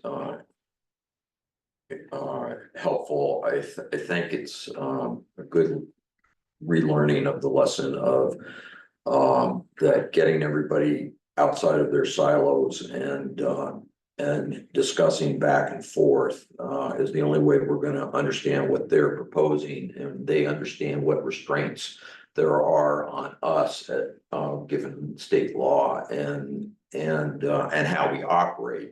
I mean, I'm not at all surprised that they didn't know the ordinance to that extent or how we operate. And reading between the lines, my guess is that some of the other towns don't do that. They don't require people to move their structures back to the greatest practical, etc. So it's based on what that one was. I know, but that doesn't mean towns do I it. tell you that, a lot of that didn't happen in city. So, yeah, I mean, that's why there's staff at DEP to catch those kinds of things. But anyway, you know, I think for us going forward, it'll be important to make sure that, when they have their, recommendations together in a final form, you know, that, give them ample opportunity to explain them, and not dismiss them out of hand, and then step two be the digestion process, you know, when, you know, we go back and forth and because there may be, things that, I mean, as we've talked about at the last meeting, there may be alternative ways that are, of accomplishing the same goals that don't have anything to do with prohibiting where you put a foundation. I mean, we talked about revegetation and some other things last time, you know, where you put the excavation spoils and there were some other ideas bounced around. And maybe they'll, you know, I'd like to see what their comprehensive set of recommendations are going to be and see how what the interplay is to them. And then hopefully they'll be able to provide us with some sense of, these are the ones that are really gonna have an impact on water quality, the betterment of water quality. It sounds like from what Pat said, they're definitely gonna go through a triage kind of process to, separate those that are not that important, those that are on their recommendations. So I think we need to be a little patient. Craig, when you suggested to them, the end was the new construction, you're talking about a piece of land that has no property on it whatsoever? Not allowing a house within. No, so when they go to put a foundation in, it's gotta be existing, so everything's gonna be there. Hmm. But if they wanted to fix that buffer, a condition on doing that.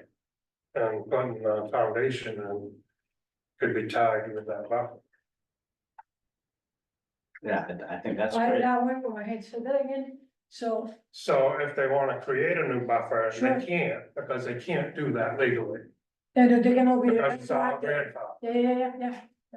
So if someone is digging a foundation right close to the water, well, that gives them the opportunity, if we come up with something, that gives the opportunity to fix that buffer and add to it. And, as a condition of being able to put a And foundation. what Craig's saying is very consistent with two opinions from the attorney, I read that opinion. town I thought you were attorney, saying- and then from MMA as Yeah. well, that, requiring a buffer across the board, regardless of whether you're coming to the planning board seeking approval for some kind of work on a non-conforming structure, can't do that. Right, but you could, But you could, if Yeah, if you I make think that's it, great. attach it to, as you said, to an application before the planning board Yeah, for, construction on a I'd be- non-conforming I'd be for that. structure. within a certain distance. Yeah, with a certain distance, right? The 25, I'd be willing with the 25. yeah. I don't think they caught that though, but that's. I Yeah. will agree with that now that I'm thinking about it. Yeah, Well, I they, didn't know. they may not have even met since they got that opinion from Maine Municipal Associations. Yeah, no, I think that's good. But, And to Craig's point. I don't think they've even read the ordinance yet. No, they haven't got a clue about it, they're all agenda driven. A lot of people don't understand construction, and so if you're coming from somebody that doesn't understand, when you see it aesthetically, it looks like a mess, it looks like, but with the soil erosion control techniques that everyone, that, we have now, it's not as bad as it looks, and a lot of people, they don't get it, they see machines, they see digging, and they're like, look, imagine what they're doing to the lake right now. So it's, it's not unlike timber harvesting. Look at it, even a well-planned timber harvest that's gonna be sustainable Yeah. and it looks like hell. Right. as you go to But it's Greenville, gone in less than a year, it decays and it's gone. Yeah. And so that's not permanent. Anyway, we should move on. yes, we should. So would you guys be okay for me putting in a proposal to bring groups in, or at least two groups in? It will be probably some scientists from Southern LA. I hear you, Craig, okay?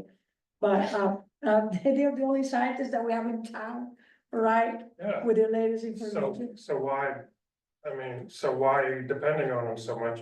Colby College caused the biggest ecological damage to the lakes ever.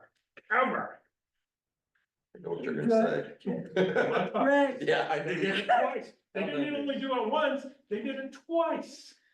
okay, Craig, So we're supposed to rely on these? I, It's good for all you folks that wanna bury your head in the sand and not realize that, geez, Colby College is a bunch of students Right. and that. And, I don't wanna call you, I don't they wanna. don't know what the hell they're doing. But you Okay. choose your own path. Right. I will put that in the suggestion. If you don't like it, you're welcome to vote it down. It's fine with me. I just can take the board so far. So, and then the other part that I will need help from, actually from you or Nick, is somehow, I don't know who can put a presentation on construction practices that promote the conservation of the lake. I don't know where to go to get that, and I think they're missing that. Construction is not as lack of expertise that they probably at one point used to be now, because they have to be DEP certified and so on, there's certain things that the person doing the construction have to abide by. So they probably they're not aware of it. So that's the portion that I would like to bring into as a presentation. And just, as I said, the presentations don't mean that one side win and the other don't. It's just that the information is out there and it's for everybody to consider and everybody to be informed. And that's it. Well, Seven Lakes has that too. They just did over the winter, a camp road construction. Yeah, I remember that. Day. Yeah, They had information from DOT and these Eco Instincts, this Jen Jesperson they were talking about. She had, I just, there's a lot. maybe they will add that in the There's a lot presentation. available that they can do that part. Yeah, okay, Really, these people, you know, maybe they learn something. okay. So I believe Seven Lakes Alliance has all that materials. I just wish we can provide information from a separate entity than Seven Lakes Alliance. Just to give the board a different flavor, if we could. I don't know where to go with that yet, but if any of you run into an outfit that be able to provide that, I'll look through the materials and see what the source was and maybe we'll get that source in. But one potential is, DEP has a whole section of lake biologists. And that's who they, run their grant applications past, they have to sign off on. I think Colby College, I'm not a board member, but I think Colby College could be biased Call bias. and liberal. No, okay, we don't wanna go there. I- Well, we don't wanna go there with that. Yeah. All right. So that said, I'll put the proposal, we can vote it up and down. That's okay. sorry. So, They're probably in their cars right now saying, those people are really biased.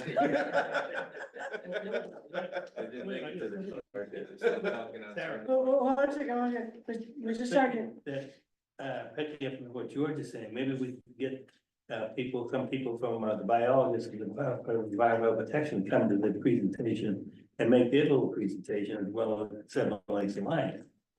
Well, sound good to me, I will put that in the proposal, and then we can vote it, And just we can vote it here, yeah, put a timetable on it. The Yeah. Presentation would be, 20 minutes and 20 you know, minutes, something like that, yeah, see what happens. and then I will, since we're doing that.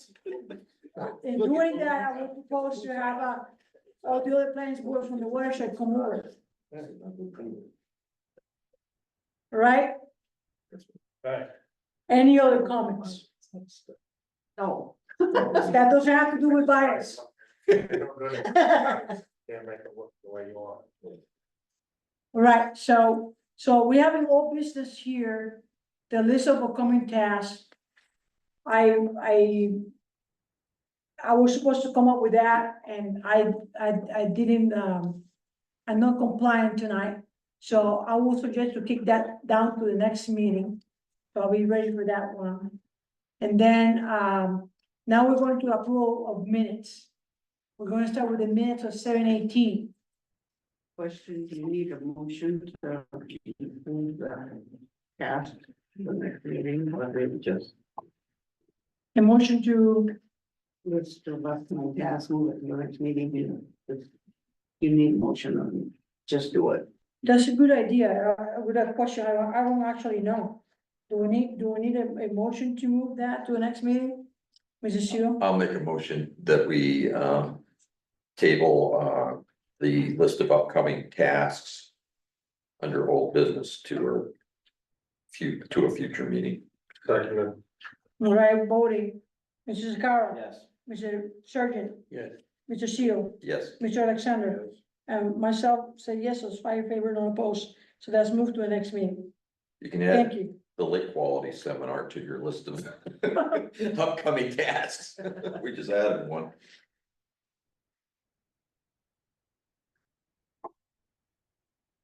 Okay, so now we move officially to approve of previous minutes. 7/18, first one. There's one place on the third page for decision. It says seconded by Peter Sargent with a vote of 3 yes, 2 no, and George Seal and Nick Zaccaro abstaining. That looks like 7. That needs to be reworded with a vote of 3 yes, 2 no. And take the word out and out or something, because George Seal and Nick Zaccaro are the 2 no's. Just 3 yes and 2 abstain, George. Yeah, take the names off. With 2 abstaining. So, There's no votes. okay, Right, 2 abstain. 3 yes and 2 Abstain. abstaining, and that, so we're gonna strike from no all the way to Sakara, is being striking out. Well, I mean, you can put George and Zakara abstaining, but, you know, just, there was no votes. So a vote of 3 yes and 2 abstaining. Being George Seal and Zakara. Okay, I hope you, Kelsey, you heard that. All right, so we're gonna amend page number 3 in the first line, the second line decision, where it says motion from Penny Morale, at the end, it will say 2 abstain, in parentheses, you can put that it was the ones abstaining was George Seal and Nick Sakura. Yeah, there's no vote. All right. Any other changes to that, those minutes? Yeah, new business. The location was 316, not 3,116 Temple Point Road. On page 1, on the new business, first application location was 316 instead of 3,116. That's the application for Will Mitchell. Application to Will Mitchell, yeah.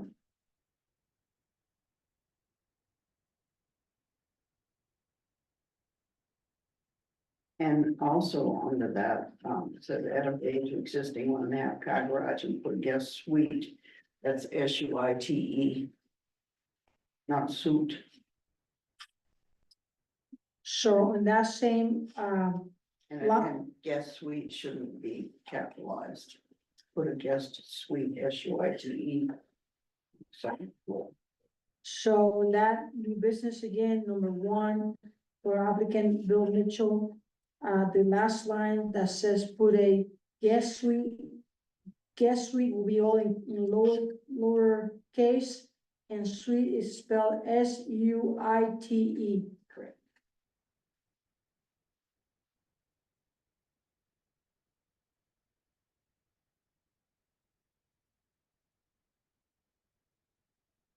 And the same thing in discussion.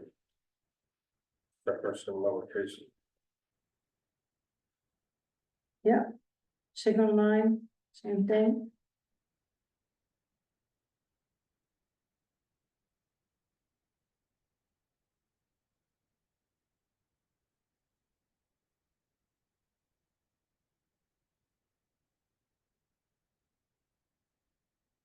We have one item on, under old business. Page 2, Yeah, page 2, we're that far. The ice cream stand, first line on. I assume that's supposed to be an address, but. I don't know. I think it's West Road, I don't know what it's supposed to be, West Road. but it isn't 1178, doesn't. So maybe West Road and West Road there is. And the key point of that whole discussion has been was not captured, and that was that we decided that it does not fall under the commercial development review ordinance. And so a sentence at the end, something along the lines of the new structure does not exceed 1,200 square feet, does not trigger the commercial development review ordinance. Which was the question that Potts posed to us.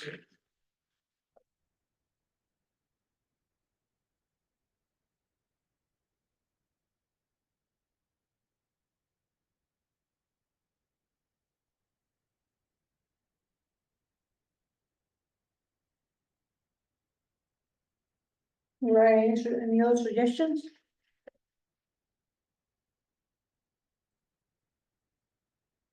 So, I cannot put a motion and I cannot second it because I was not here. So, I'll make a motion to approve the minutes as amended for July 18th, 2024. I'll second okay, so we go, Mrs. Morale, Yes. Mr. Sakara, it. Yes. Mr. Surgeon, Yes. Mr. Seal, Yes. Mr. Alexander. So that's 5 yes, none opposed.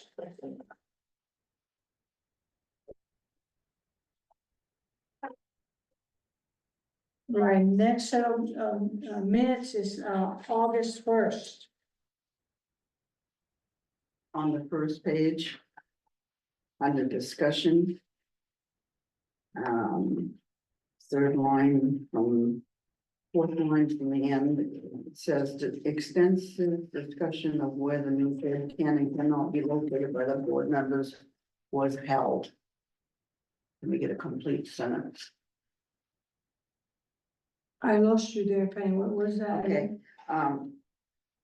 extensive discussion, let's see, 1, 2, 3, 4, 5, 6, 6 line down in under discussion. Yeah, It says extensive discussion. yeah, Of where the new shed can and cannot be located by the board members was held, mm-hmm, and was held.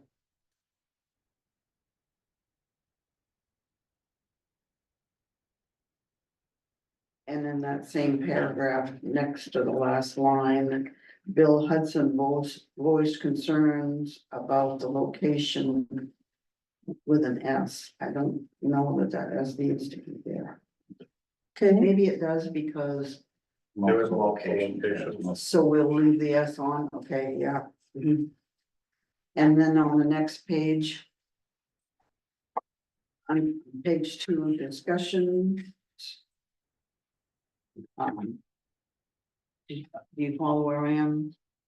Sarah, first one, second page, second page, yep, first paragraph. yeah, 1, 2, 3, fourth line down, it says discussions yeah, were held.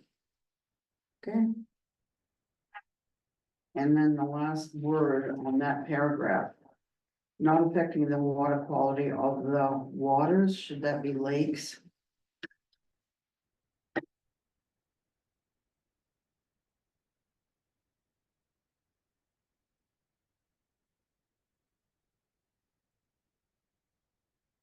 yeah, And then the next paragraph, very first line says George Seal motion to recommend the select board. Take out the word to. Recommended the select board move forward with the amendment.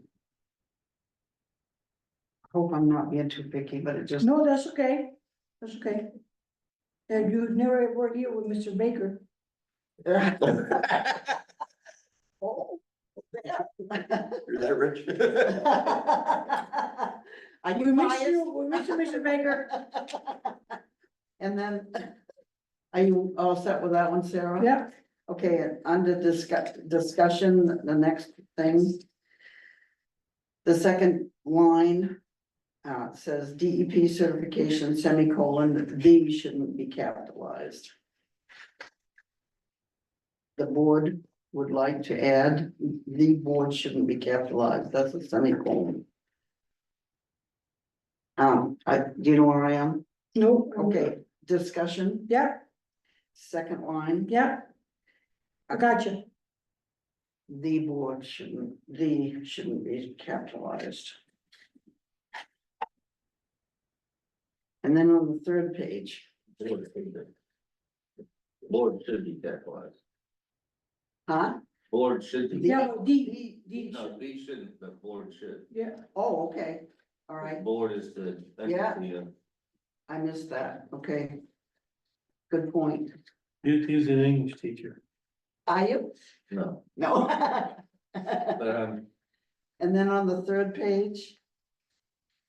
Are you ready, Sarah? yeah, First line, chairman should be chairman. Nominations for chairman, I will call a shared person, yeah, singular. And then under gravel pit renewal. second line. It says if they do, I would put it, if it does a renewal application for gravel pit need to go through 38 plus pages? If it does, not they do, Okay. correct? Yep. Do you agree with that? These are just suggestions. Next time I write something that needed edited, I know who I'm going to. I'm a fuss budget for public documents to be That's fine, you grammatically know, correct. no sense of embarrassing ourselves. Well, I almost got extricated from the select board because of that. Anyway, Well, anyway, that's a story for another day. yeah, third, the same paragraph. It says Richard Baker referenced Article 7, Section 1, Paragraph A. Is that right?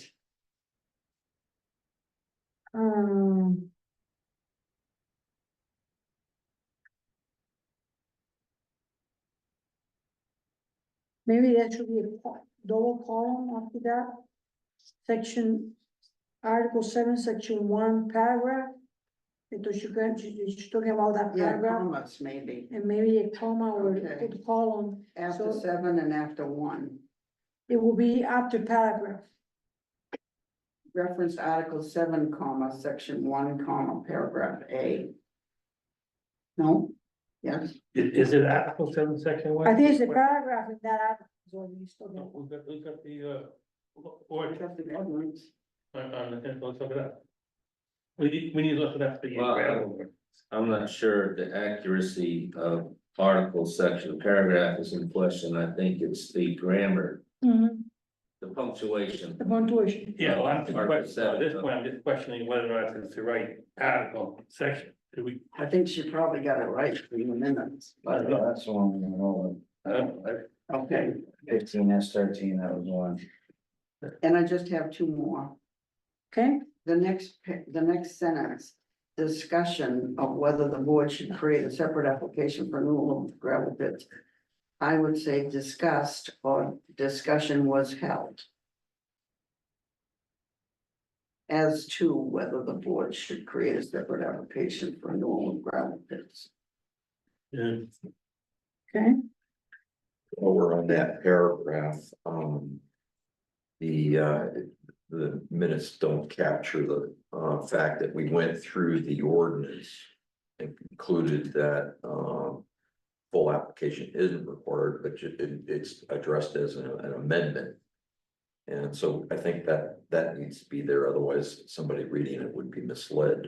Maybe something like the board reviewed the applicable ordinance requirements for gravel pit expansions, period. Expansion applications do not require a full application, but are handled like in an amendment, period.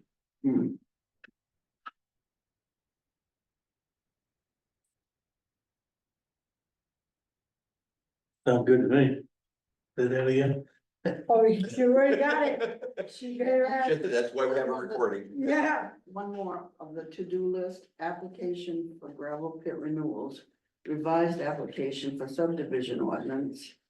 Changes in addition to commercial development review ordinance and revisions to finding of facts. The of shouldn't be capitalized. And should it be findings Yeah, fine. findings, yeah, Oh, fair. S, and Of fact. conclusions of Yeah. conclusion. Conclusions, conclusions, yeah, okay. yeah. Conclusion of What's spelling? Get them all, Penny, you missed one. Oh, no. Wow. Craig, you didn't change your name to Craig Alexander George Sale, did you? It should be a comma up to Alexander. Craig Alexander George Sale was there. What about the first line in discussion? Hans and the property owner have worked out a deal to do a relocation of the shed. What kind of deals do you with?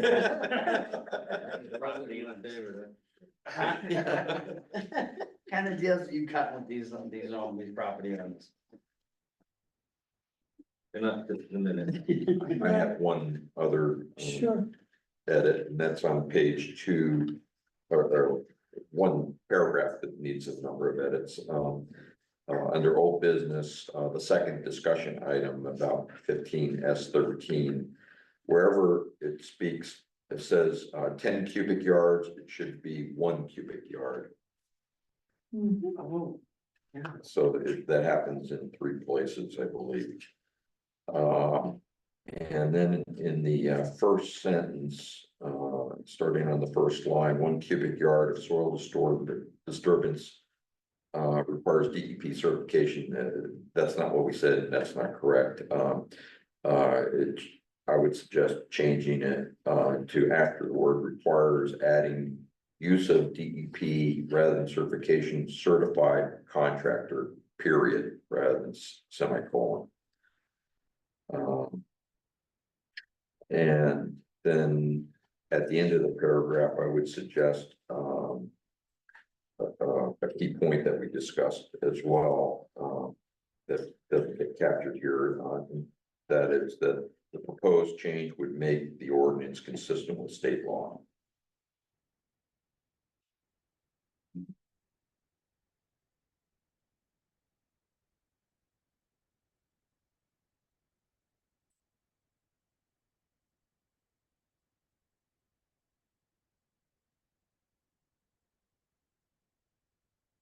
Okay.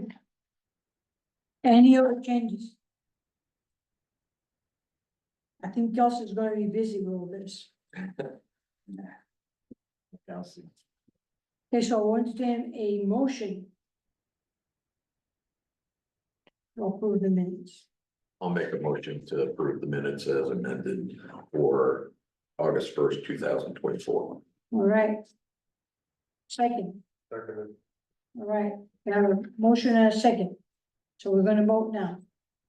Mr. Sakara. Yes. Mr. Surgeon, Yes. Mr. Seal, Yes.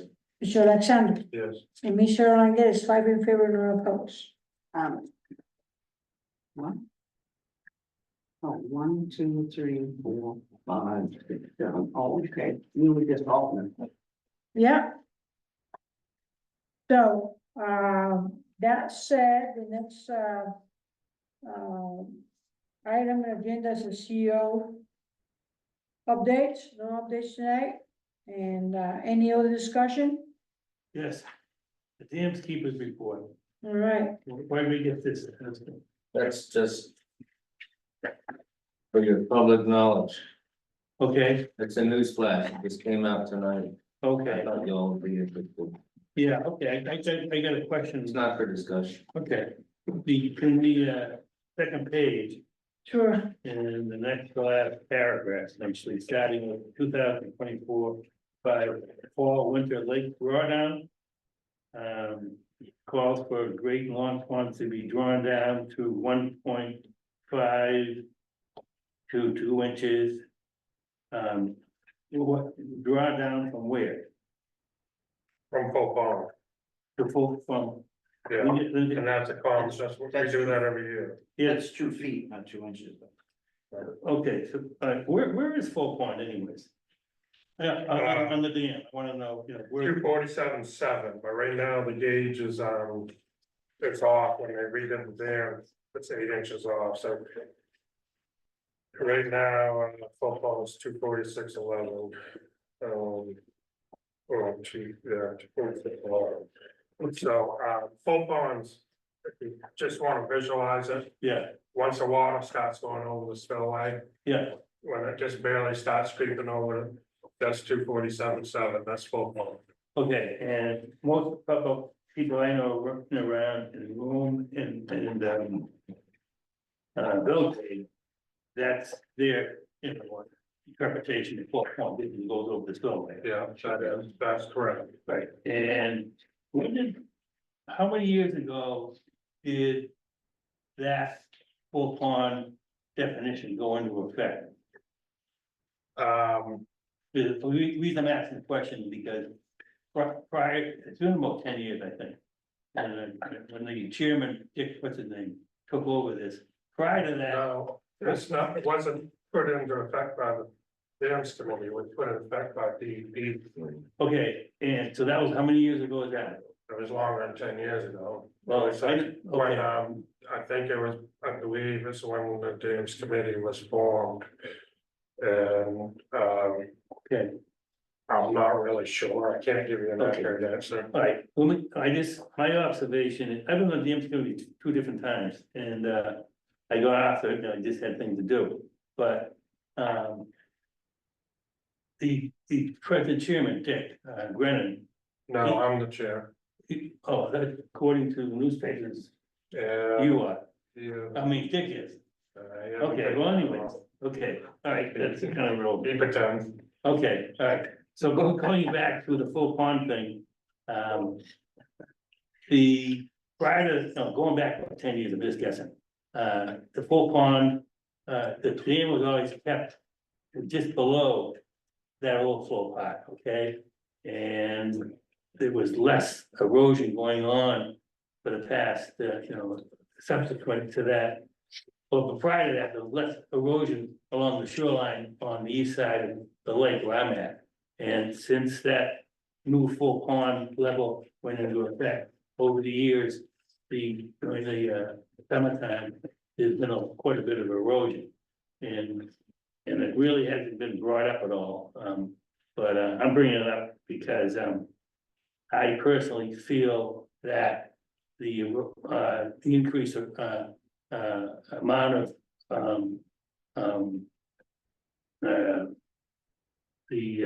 what do you call it? What's that stuff that goes into the lake? Called Phosphorus. phosphorus comes from the lakeside more so than it has in the past. And that needs to be addressed, because when the lake is up high the way it has been in the summertime, the wave action comes in and erodes the soil. I've lost about 2 feet of soil over the period of 10 years in my place, and my neighbors have lost it too. Don't have any hard evidence, but I got a few pictures over the years, I can show it, but I haven't done that yet, but the neighbors complained about it to me and talked to me about it, stuff like that. And other people down on the, further down on West Point Road, they're year round, and they've been complaining about it, and it seems they're not going anyplace, but I just thought I'd bring it up, and that's why I talk. Well, this isn't the place to bring it up, but. Yeah, I know. To come to the dams committee. Well, I disagree with you, Greg, because you became the planning board hero. The problem is out of the planning board, it wants to the dams will come in now.